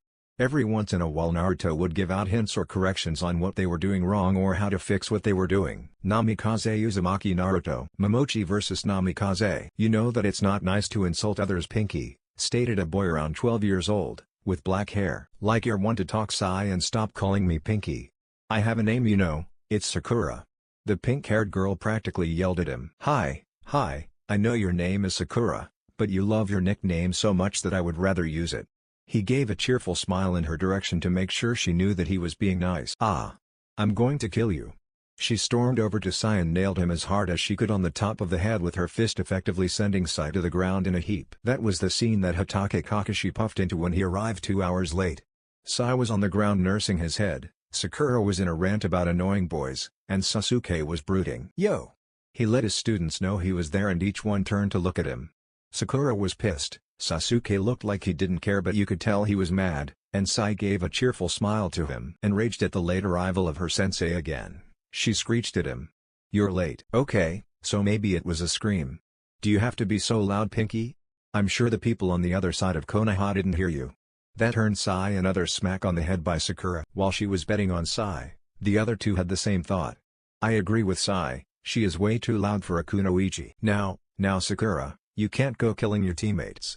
Kakashi intervened before Sai had to go to the hospital. So, now that we're all here, why don't we go get a mission for the day? Kakashi turned around and walked away, ignoring their death glares that penetrated the back of his skull. Once in the Hokage's tower, they proceeded to the administration section where the missions were handed out. Kakashi stepped forward for his team in a lazy fashion. Hokage-sama, Team 7 reporting in for a mission. The Hokage looked up and smiled at the team. Very well, Kakashi, let me see here. We have 12 D-rank missions. You can clean the park again, pick up the Inuzuka dog kennel, babysit the Izuka twins, pick up the groceries for Kenji, retrieve the daimyo's wife's cat, pick up No. The Hokage looked up to see that it was Sakura that yelled. At the same time he also noticed that Team 10 walked into the room to most likely get their own mission as well. I won't go after that evil cat again. Give us a real mission. With Sasuke-kun on our team, we can easily do a C rank. Hell, even Sai can help a little. The old man was just about to speak when Iruka stood up and started to berate them. How dare you talk to the Hokage like that? Not only that, but you are only Jōnin, fresh from the academy. You can't possibly be ready for a C-rank mission. You should. That is where Team 7 noticed Team 10 and started to talk to each other. The Jōnin would talk amongst themselves and the two Jounins were discussing something as well. Well, doesn't this look like deja vu? My team was in here 3 weeks ago, getting yelled at by Iruka if I remember right. Kakashi raised his visible eyebrow higher. Is that now? Was your team asking for a higher ranked mission also, Naruto? As a matter of fact they were. We got it too, but we have only done 3 C ranks so far, nothing special. Pissed at being ignored again for the same topic, Iruka yelled out, are you even listening to me? The Jōnin and Jōnin shut up and looked towards him. Kakashi looked at him and gave him a deadpan look. You say something? Iruka looked ready to stab him with a kunai right there, and seeing the situation heading for the worst, the Hokage intervened. Now, guys, let's play nice. But Iruka was right, your team is not ready for a C-rank mission.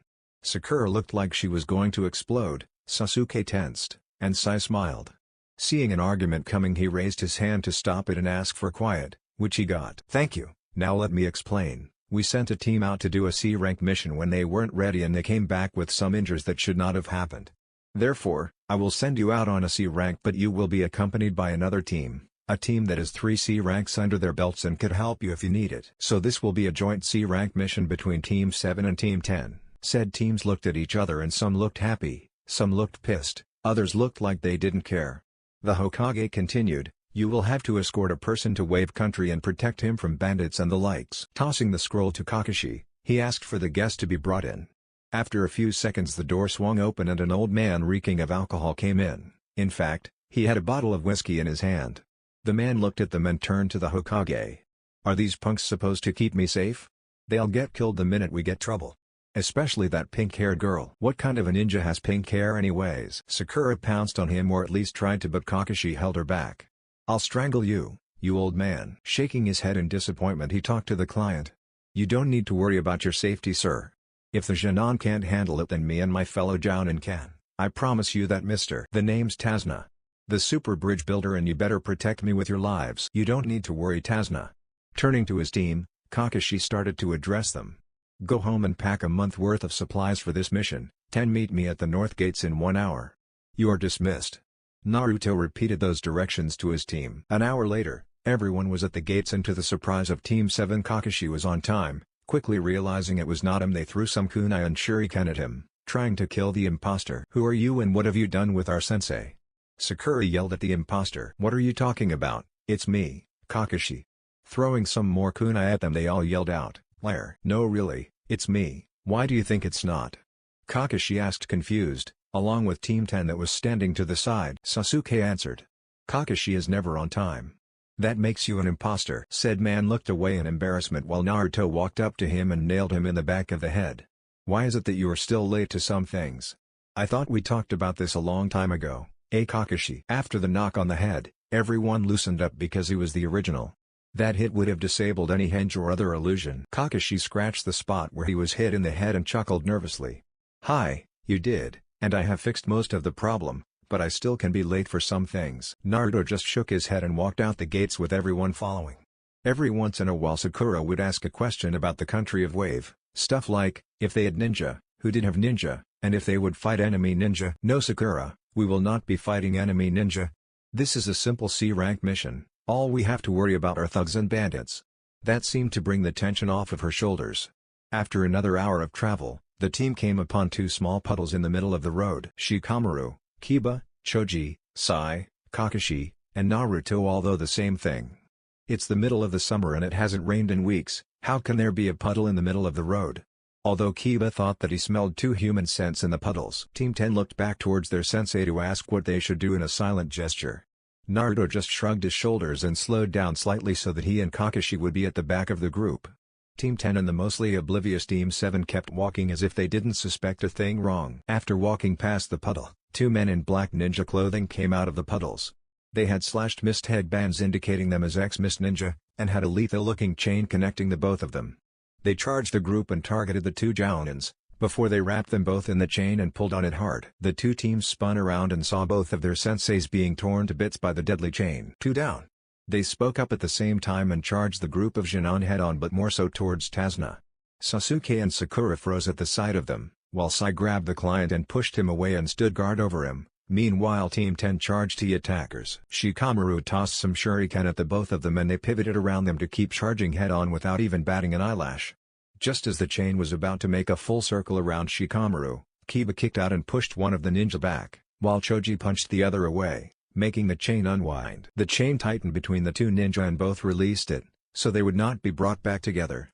The left one swung his clawed gauntlet at Kiba, who ducked under it, and Akamaru jumped out of his jacket and bit him on the shoulder. He screamed out in pain and lost his balance, stumbling backwards towards a suspicious shadow. At the same time that Kiba was fighting, Choji was just engaging his target. A very similar clawed gauntlet was swung at his face and Choji sidestepped the attack and hit the offending arm, slapping it away to the side, leaving a wide open spot for an attack. He took that chance and slammed his left hand into the mist ninja's gut. The man bent over in pain only to have an equally as painful blow hit him in the face from Choji's right hand, making him stumble back towards another suspicious shadow. At the same time both ex-mist ninja stopped moving and heard a voice. "Kage no jutsu, success, finish him off guys," Shikamaru said with a smirk. Both of his teammates replied instantly. "Hi." Kiba tsugaed his guy into next week, while Choji did the Baika no jutsu on his, running him over, until both passed out from the pain. The fight was over in less than 30 seconds and it left both teams unscathed thanks to Team 10 and Sai. Sakura was speechless for once and Sasuke was furious. He clenched his fists until his knuckles were white. I froze up. How am I supposed to beat my brother if I can't even handle these losers? Tazuna was also speechless. I thought these kids were just punks, but they actually beat those enemy ninja. I underestimated them. They suddenly heard clapping and twirled around as fast as they could to see who was there. Unsurprisingly for the members of Team 10, there stood Naruto and Kakashi, applauding their efforts. Good job team, you handled that perfectly. I expected nothing less from you guys. Naruto practically beamed at them. You did well too, Sai. You thought fast and got the client out of harm's way. Sasuke and Sakura though, I wasn't expecting for you two to freeze up like that. Kakashi nodded in approval towards Sai and shook his head towards the other two. Sakura was just staring at them. But, how? We saw you get torn to shreds by those chains. Naruto and Kakashi just pointed to where they were torn to shreds, indicating the pieces of wood strewn about. They each mumbled a quiet Kawarimi no Jutsu in understanding. Sakura spun around and pointed a finger at them. You made us all think you were dead. Why? Naruto decided to answer her question this time. Well, we saw the puddle in the middle of the road and decided to see what they wanted. We needed to know if they were after us or if there was a different purpose for them to attack. He let that sink in for a few seconds before Shikamaru looked like he figured it out. As you probably have just figured out, and by the looks of things Shikamaru has, we were not their target, but Tazuna here was. Care to explain yourself?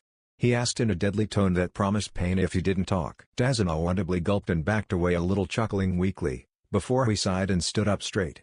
You are right, Naruto, they were after me and not you guys. Kakashi stepped forward now. If you knew ninja were after you, then why didn't you request a higher ranked mission? Both of our teams are not ready for this type of mission yet. I'm sorry about deceiving you, but I had no other way to get protection. You see, our country is very poor right now and not even our daimyos have enough money to afford anything higher than a C rank. It took everything we had just to get enough for that. I see. Well, what do you think, Naruto? Continue knowing that we will be attacked again, but this time most likely by Jōnin, or head back home? Naruto seemed to think about it as he looked at each of the Jōnin. They all had different looks. He looked at Tazuna, who seemed ready to beg. Sighing, Naruto addressed everyone.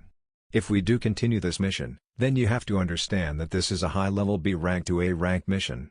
There will be more ninja coming for us next time, also I want full payment for the proper level this mission is at.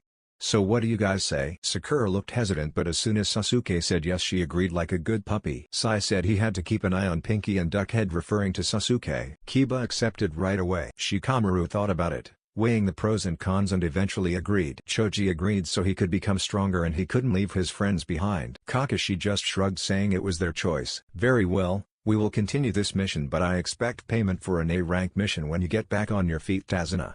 He of course agreed as fast as he could. So after tying up the now identified demon brothers to a tree and calling us Quadavanbu to pick them up, the two teams continued with the mission.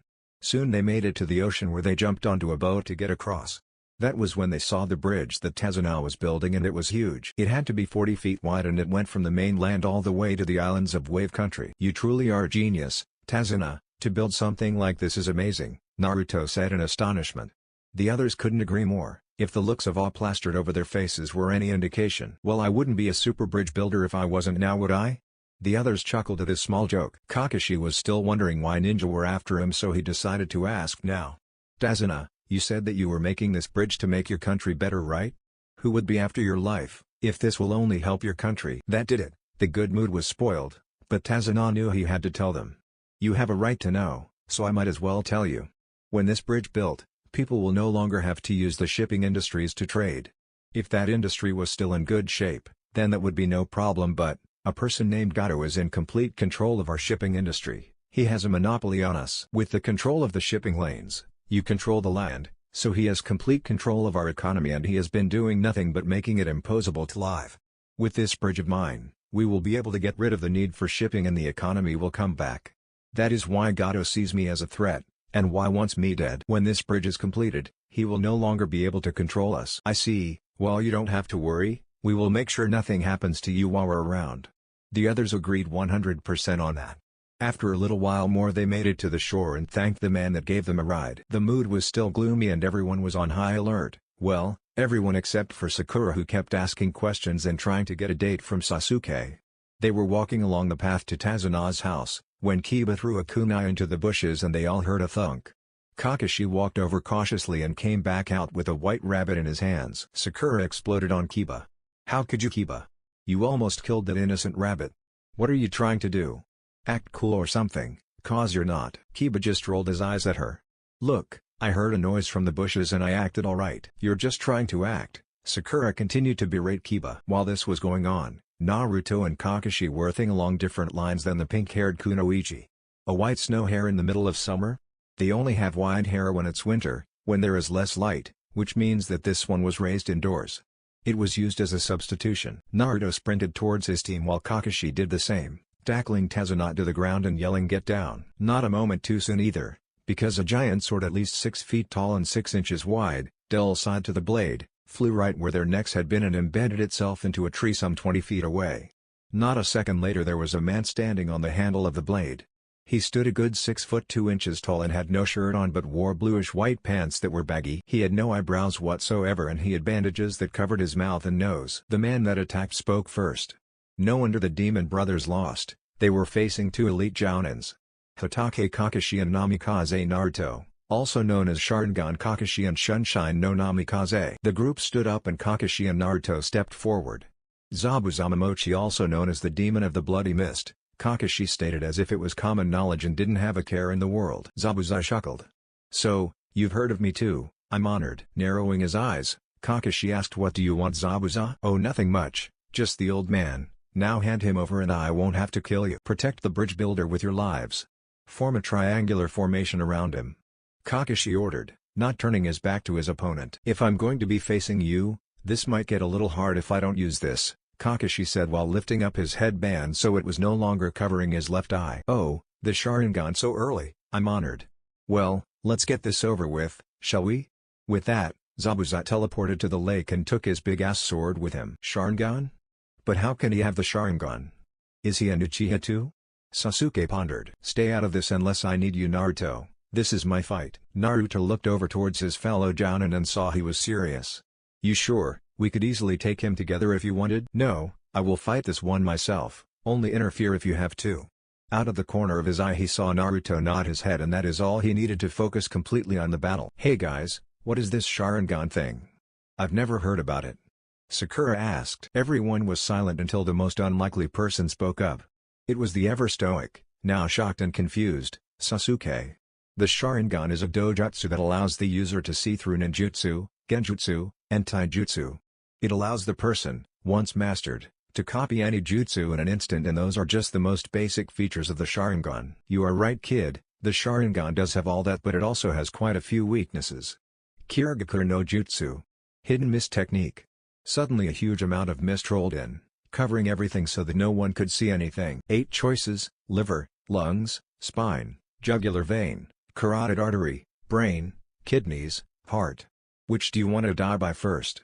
The voice of Momochi Zabuza came from everywhere at the same time. Every one of the Jounin was scared. Hell, Sasuke was shaking uncontrollably. This is what it's like for 2 Jounin level ninja to do battle, to kill or be killed.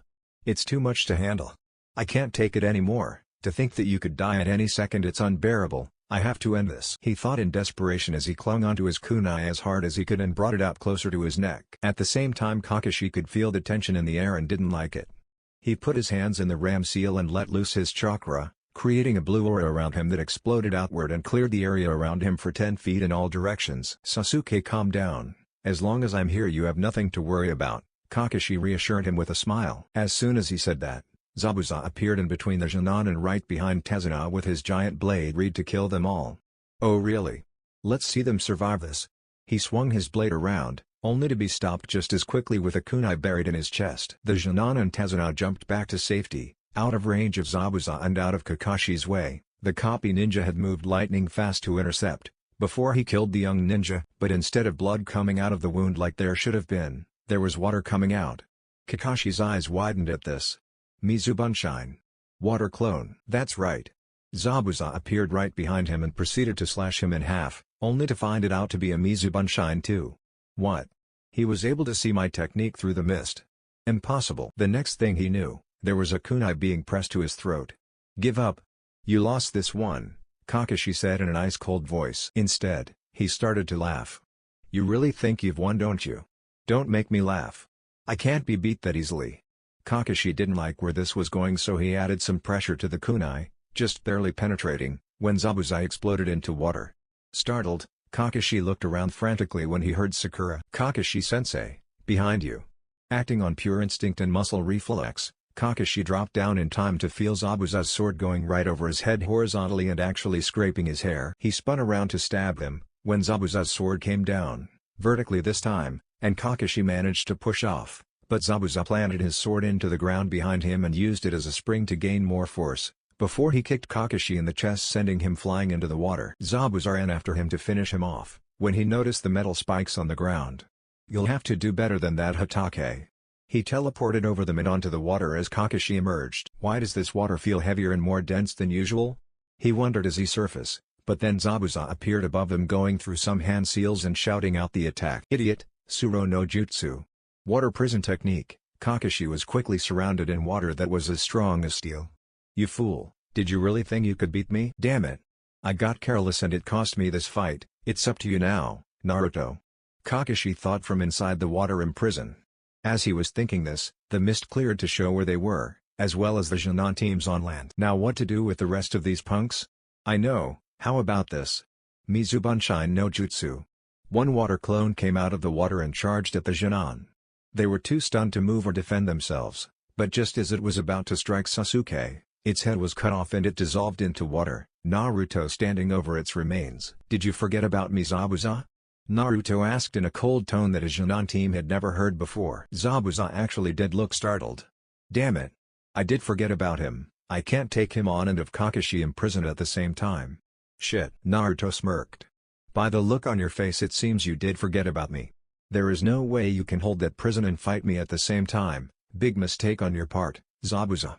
With that, Naruto charged him head-on and ran across the top of the water towards the two figures. In a desperate attempt to get some distance between them, Zabuza created more clones, 30 clones to be precise, but they lasted a whole 3 seconds, seeing as they were only 1/10 the strength of the original. That gave Zabuza all the time he needed to consider his options. He chose to ditch the prison and fight him head-on. As soon as Naruto was upon him, he let go of the prison and blocked the kunai of Naruto's with his own sword. They were in a deadlock for a few seconds and then Zabuza took advantage of their height difference and pushed as hard as he could on his blade downward. Naruto struggled and pushed Chakra to his feet to make him go sideways as fast as possible. Zabuza's sword came down and Naruto spun and kicked him right in the face, sending him skidding across the water. "You okay back there, Kakashi?" Naruto called to him, never turning his back on Zabuza. "Hi, I'm fine thanks to you. I'm going to let you take care of this one. I'll go protect the Jōnin and Tazuna." With that he started to sprint back towards land on the water and covered up his Sharingan eye, to conserve chakra in case he needed it later. Both were now staring at each other, sizing the other up. "It's just you and me now, Zabuza. What do you say we take it up a notch or two, eh?" He seemed to almost smirk at that comment. "Sure, why not? Let's see what you've got." They charged each other again and clashed sword against kunai. Again Zabuza had the advantage of strength and height and again began pushing downwards on the kunai.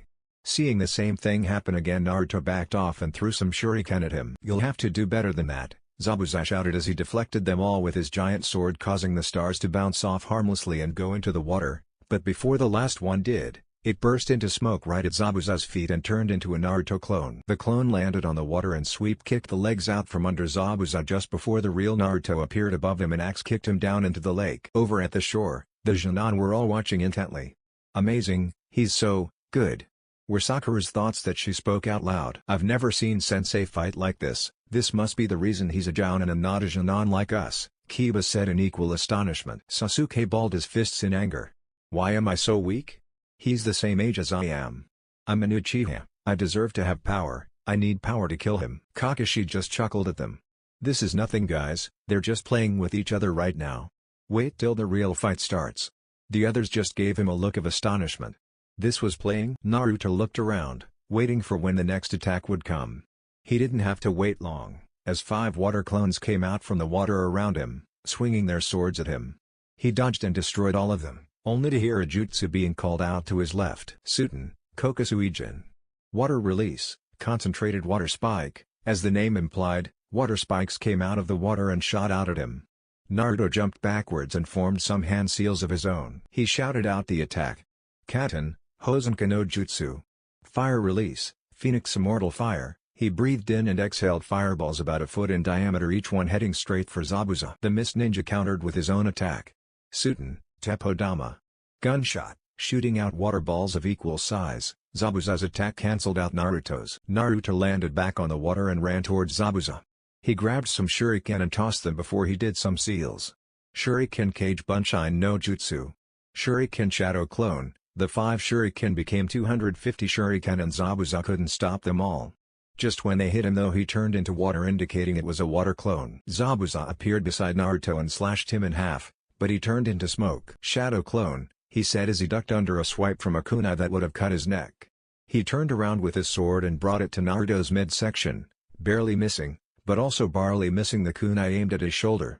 They both jumped back, Zabuza putting his sword on his back and started doing seals at a fast rate that the Jōnin on shore couldn't keep up with. Suiten, Suryudan no Jutsu. Water Dragon Blast. Futon, Kazudan no Jutsu. Wind Dragon Blast. A giant dragon made of water circled Zabuza once, before heading over towards Naruto, who had summoned up a visible wind dragon that charged Zabuza. The two attacks collided head-on and battled for supremacy. After a few breathtaking seconds of struggle, both were destroyed, neither one winning. Both ninja, seeing their attacks fail, started new ones. Unfortunately for Zabuza, he had too many seals to go through, and ended up on the wrong side of a jutsu. Rare Kazuchi wo Yut. Lightning Strike. Naruto reared his fist back and shot it out forward, aiming it at Zabuza, and hitting him square in the chest with a bolt of lightning that sent him back 40 feet and into a tree heart. Before he could slide down the tree though, he was pinned by the arms to the tree, keeping him up. Naruto appeared seconds later in a tree across from him with a kunai in hand, ready to do the killing blow. Before he could do that though, Senbon needles came out of nowhere and hit him in the neck, killing him instantly and knocking him to the ground. Naruto turned to where they came from and saw a hunter nin in the trees. The hunter nin bowed slightly to him and then spoke. "I thank you for your assistance. I have been hunting him for some time now, and thanks to you, have finally been able to kill him." Naruto jumped off the tree branch and walked over to the prone body of Zabuza and checked his pulse. He nodded as he stood up. Just that second, Kakashi appeared beside him ready for a fight. Naruto put a hand in front of him to stop him. "There is no need, Kakashi. He's just a hunter nin. Zabuza is dead, I've checked that." Kakashi backed off and nodded to the hunter nin. At that time, the team of Jōnin came over to see what happened. The hunter nin jumped down from his own tree and walked over to the body of Zabuza before putting the body over his shoulder. "Thank you for your assistance, I will take my leave now and dispose of the body accordingly." With that, the hunter nin disappeared in a swirl of leaves. Naruto breathed out a sigh of relief. Well, that's over. At those words the mood lightened up some. "Who was that guy, sensei?" Sakura, the smart one of the group, asked. "That was a hunter nin, Sakura. They take care of the bodies of shinobi that have defected from their village. Their job is to kill them and dispose of all evidence so others can steal their secrets." Sakura and the others made an O sound. Kakashi turned to the client. "Well, Tezuna, now that we have cleared the path, why don't we head to your home for some rest?" "Right. It should be another couple of miles and we should be there. Follow me." With that they headed to Tezuna's house for some well-deserved rest. Along the way every one of the Jōnin kept giving glances to Naruto. They were each very impressed, and if they had doubts about him being Jōnin, they didn't anymore. Namikaze Uzumaki Naruto. Training and meetings. "Good morning, Kakashi-san. Why are you up so early?" Tsunami asked. Kakashi looked up from his orange book at the table that he was sitting at and I smiled at her. "Oh, just reading and planning what to train my students." "Oh. Well, I'll be in the kitchen making some breakfast." With that she walked into the kitchen as she said. Kakashi just went back to reading his book. After about 30 minutes everyone was sitting at the table talking about this and that.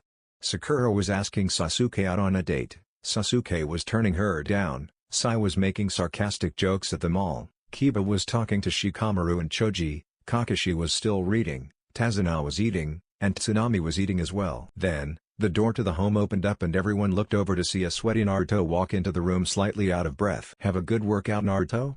Kakashi asked, clearly amused. "Hi, it was actually, I made some good progress on my new jutsu." Naruto sat at the table and took some food and started to eat while talking to the others. "Interesting, care to tell us what it's called?" "No, not really, so you will have to wait and see what it is when I finish it like everyone else." Kakashi said nothing and just went back to reading his book. A little while later, everyone was done eating and excused themselves, thanking Tsunami for the good breakfast. After that, everyone from the Konoha group headed out towards the woods that surrounded Tezuna's house. Once in a clearing, Kakashi stopped and turned around to face everyone. "As you all know, We faced Zabuza Mochi yesterday and the Hunter Nin killed him when Naruto was about to finish him off. But there was something off about what the Hunter Nin did. Can any of you tell me what it was?" After a few seconds of thinking, it was Choji that spoke up. "Well, aren't Hunter Nin supposed to work in teams and not by themselves?" Naruto nodded to him. "No, the Hunter Nin could have been working alone. It is not uncommon for a Hunter Nin to go solo once in a while. The others though for a little more time trying to find anything that was wrong until Sai looked like he thought of something. Don't Hunter Nins destroy the body on sight when they kill a person?" Naruto and Kakashi smiled at him. Now that is the question of the day, why would a hunter take the body away if that isn't what they normally do? Choji caught on first. "You mean that the ninja was a fake?" The others came to that same conclusion at that moment. Kakashi smiled that they could put the clues together. "Exactly. Naruto and I talked last night and figured it out. We would have told you then, but why bother you and make you have a restless sleep?" Naruto continued where Kakashi left off. "After figuring out that Zabuza is alive and well, we came to the conclusion that he will attack us again when he is healed. We figure that we have about a week to a week and a half to prepare you guys for the battle to come." "What do you mean for the battle to come? You can't expect us to be able to fight a Jōnin, can you?" Sakura asked, a little frightened. "Oh come on Sakura, it shouldn't be that hard to do. You guys are strong, I'm sure you will live to tell the tale about how you beat a Jōnin," Kakashi said in a playful manner. "Are you crazy? We can't beat a Jōnin," she yelled back at him. Kakashi just laughed at her, further infuriating her. She looked ready to pounce when Kakashi held up his hands in a playful manner. Alright Sakura, I was just kidding." She calmed down some but still looked pissed. "You know, you're pretty loud for a girl." "I am not loud, Sai." She hit him over the head with her fist, sending him to the ground for the comment. Naruto and Kakashi's sweat dropped at the scene. "Well, like I was saying before, with Zabuza alive and well, he will most likely attack in a week's time and he won't be alone. He will most likely have that Hunter Nin with him and a couple Chunin level ninjas this time." The others stiffened when they heard this. "So seeing as we will be facing strong opponents, we are going to train to become stronger. Do you think that we will be able to defeat Chunin-sensei?" "No worries Sakura, that is why we will train our hardest this week, so we will be prepared for them. Now if there are no other questions, please follow me." He turned and walked further into the woods and stood by a tree. "This looks like a good place to learn. Okay. What we're going to be doing is an exercise that will help you with your chakra control. Theoretically, if you are able to do this, then you are able to do any jutsu there is." "What's the exercise, sensei?" "Glad you asked Sakura, you're going to climb trees." Sasuke, Sakura, and Sai looked like Kakashi has grown another head. "What does climbing trees have to do with anything? We can already climb trees." Sakura asked with a stupid look on her face. "But can you climb trees without using your hands?" Kakashi turned around and walked towards a tree and put one foot on it and then another and another. By now he was standing horizontal with the ground and defying gravity. He kept walking until he reached the branch about halfway up and then stood on it upside down. The others were gawking at him in awe. Kakashi just smiled at them. "This is what I meant. By doing this exercise, you will be able to fine-tune your chakra control and be able to be more proficient with your chakra use. All you have to do for this exercise is concentrate your chakra to the bottom of your feet and stick to the surface of the wood. This won't be easy though, as the feet are the hardest place to concentrate chakra." With that, Kakashi flipped down onto the ground. "Now you try." Kakashi tossed down 6 kunai and had them stick into the ground right in front of his and Naruto's team. Each Jōnin took the kunai and stood in front of a tree. Kakashi's team put their hands into the ram seal to gather their chakra in their feet and ran to their own tree and tried to climb it. Kakashi was surprised at the results of what happened. Sasuke made it about 10 feet up before he pushed too much chakra into his feet and propelled himself backwards and onto the ground. To be expected. Sai made it 12 feet high before he started to slip and fell to the ground. Not bad. Sakura made it about 3/4 of the way up and was sitting on a branch. To be expected of her. She has very little chakra, so she would need to have more control than the others. Then there was Team 10 though. He looked at their trees and found each of them at the very top of their tree, hanging upside down. Kakashi raised his eyebrow at that. "Hey Naruto, you already taught them the tree walking exercise?" Naruto looked at him with a neutral face. "Hi, I taught it to them 2 weeks ago, a week after our first C-rank mission." "I see, well since they know the exercise so well already, then you should take them to go get their own training done while my team perfects this one, I suppose." Looking up at his team, he yelled up to them. "Hey guys. Let's go. We'll train in some other place where we won't get in the way." Team 10 ran down their trees and jumped the last 10 feet or so and walked off with their sensei, never even catching the looks on Team 7's faces. Sasuke looked pissed. Scratch that, he was beyond pissed. "How are they so strong? I was the top of the class. I was the student of the year. Not them. I'm an Uchiha.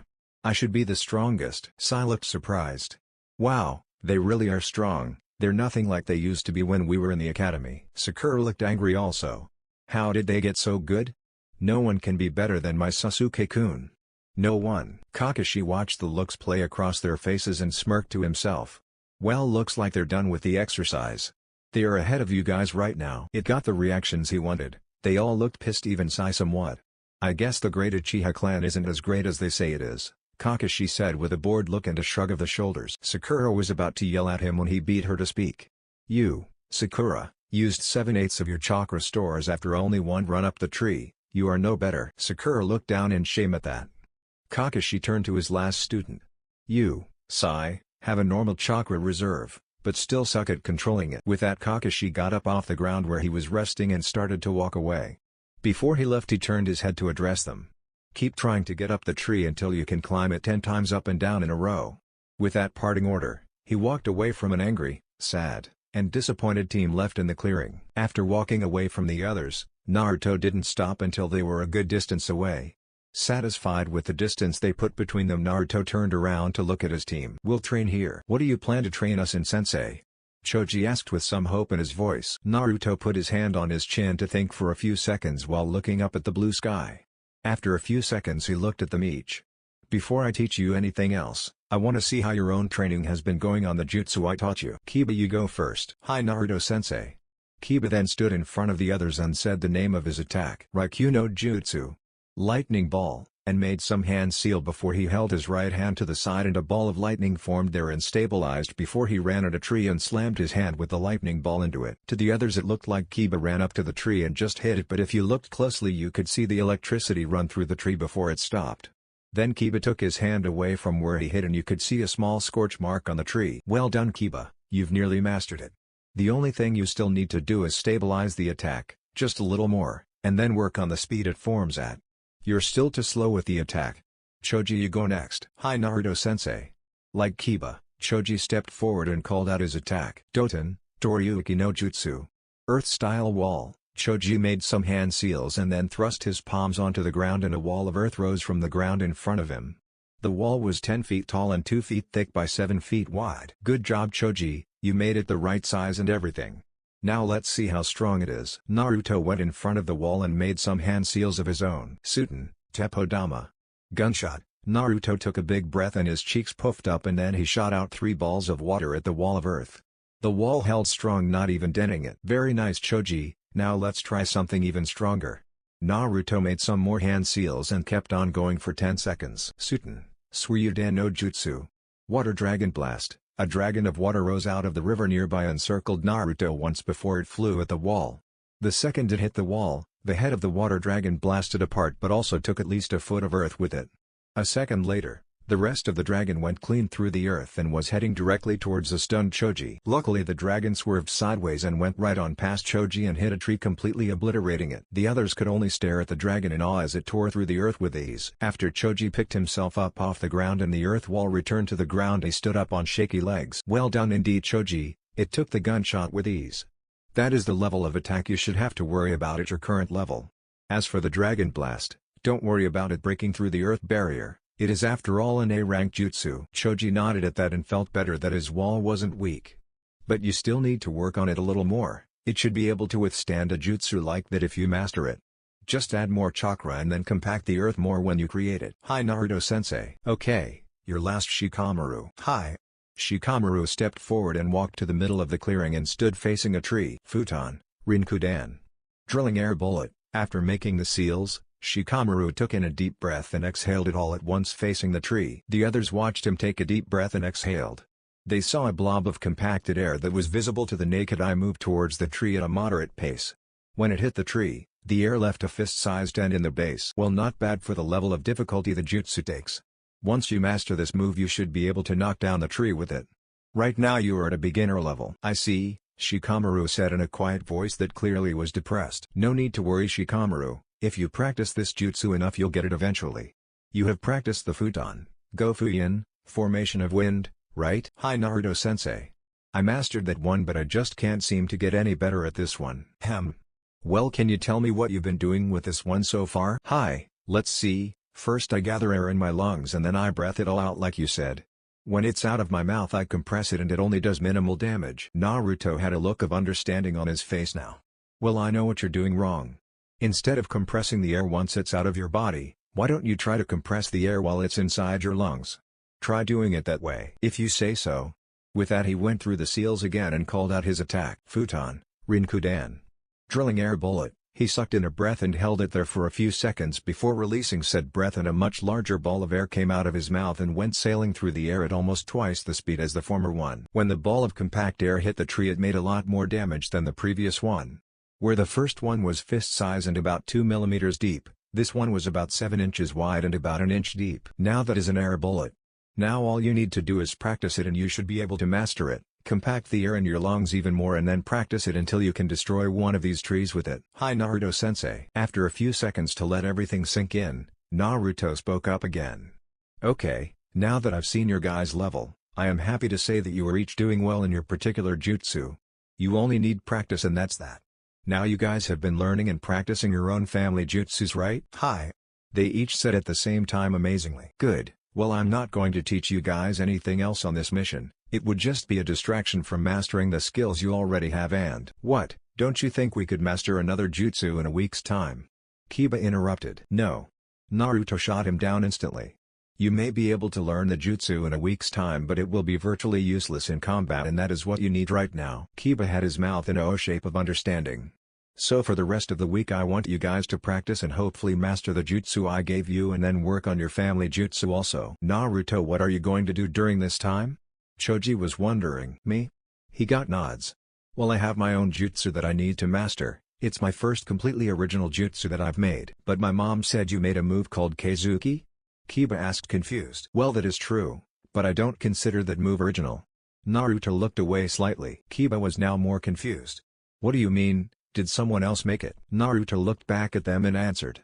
"No, I made the jutsu by myself, but I did it after I watched Kakashi-san use his own original jutsu on an enemy ninja. I just changed the attack from being lightning to fire." "So the rumors were true after all," said Kakashi after jumping down from a tree and landing in front of them. "Kakashi-san, what are you doing here?"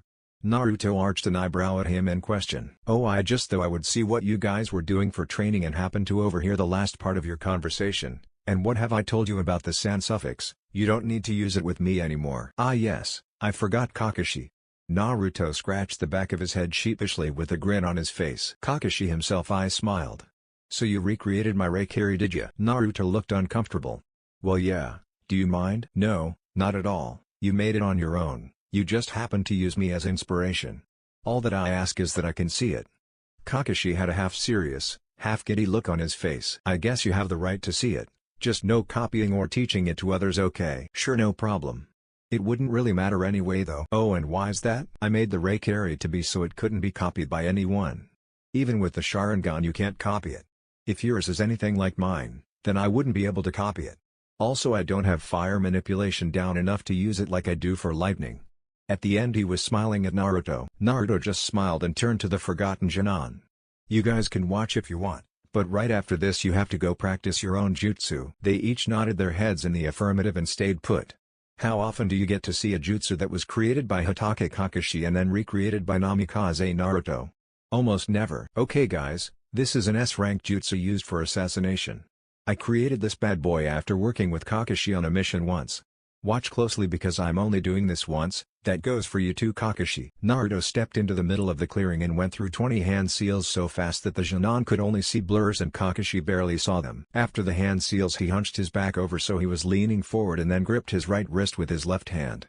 His right hand was pointing down towards the ground with his hand open. Suddenly everyone could feel the chakra spike and the next thing they knew, there was a strong wind coming from where Naruto was standing.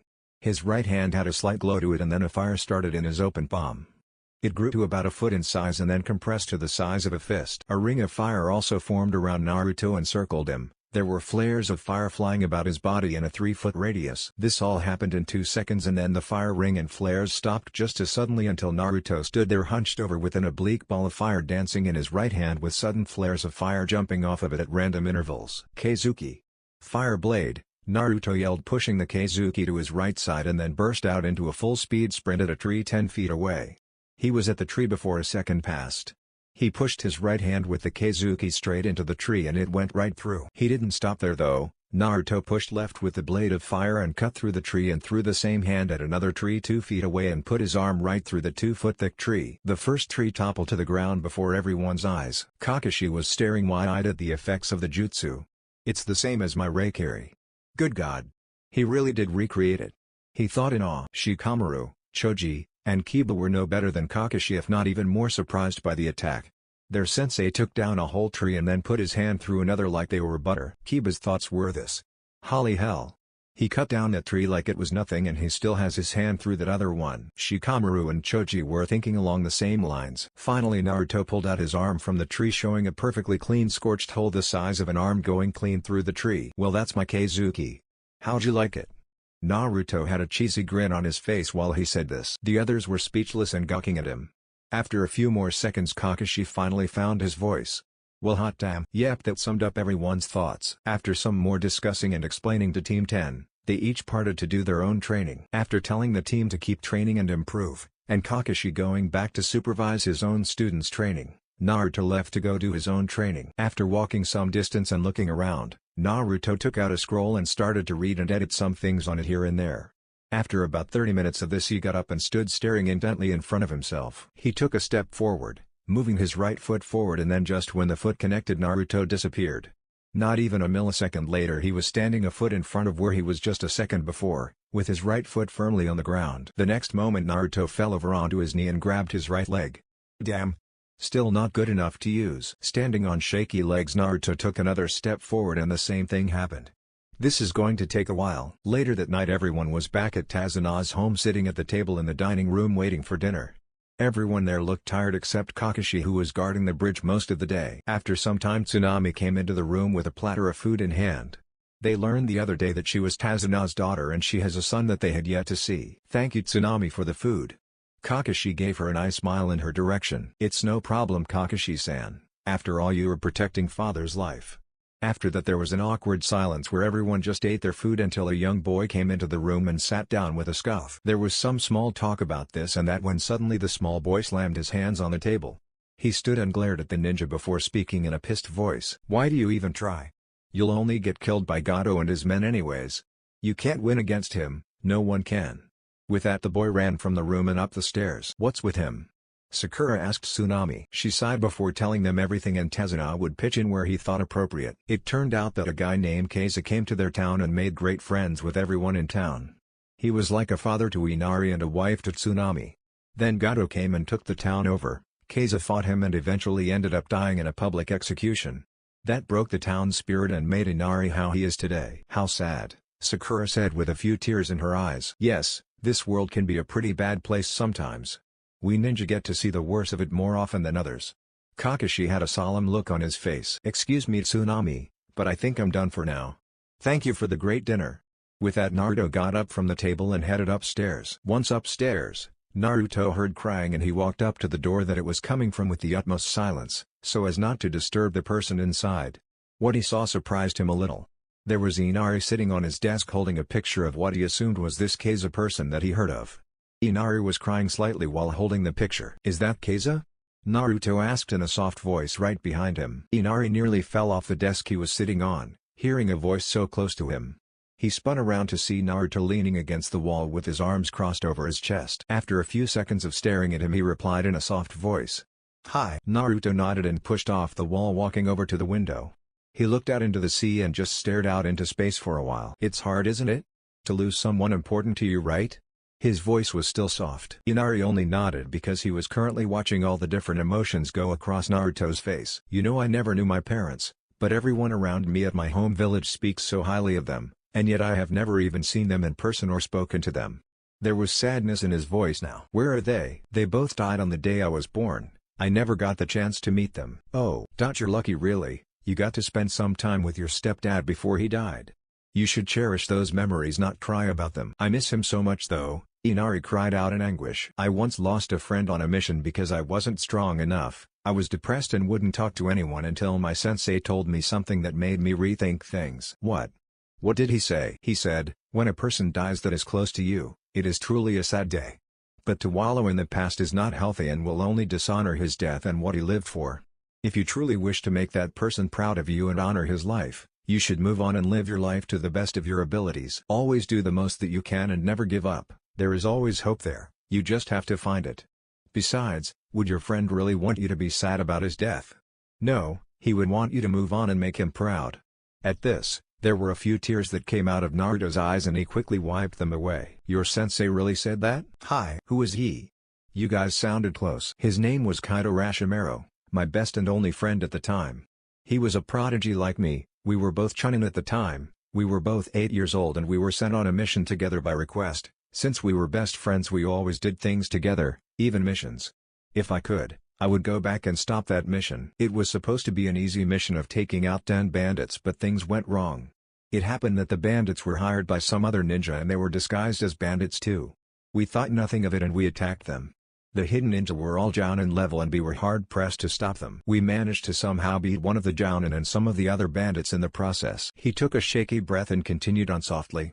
Then one of the Jōnin got behind my friend and killed him.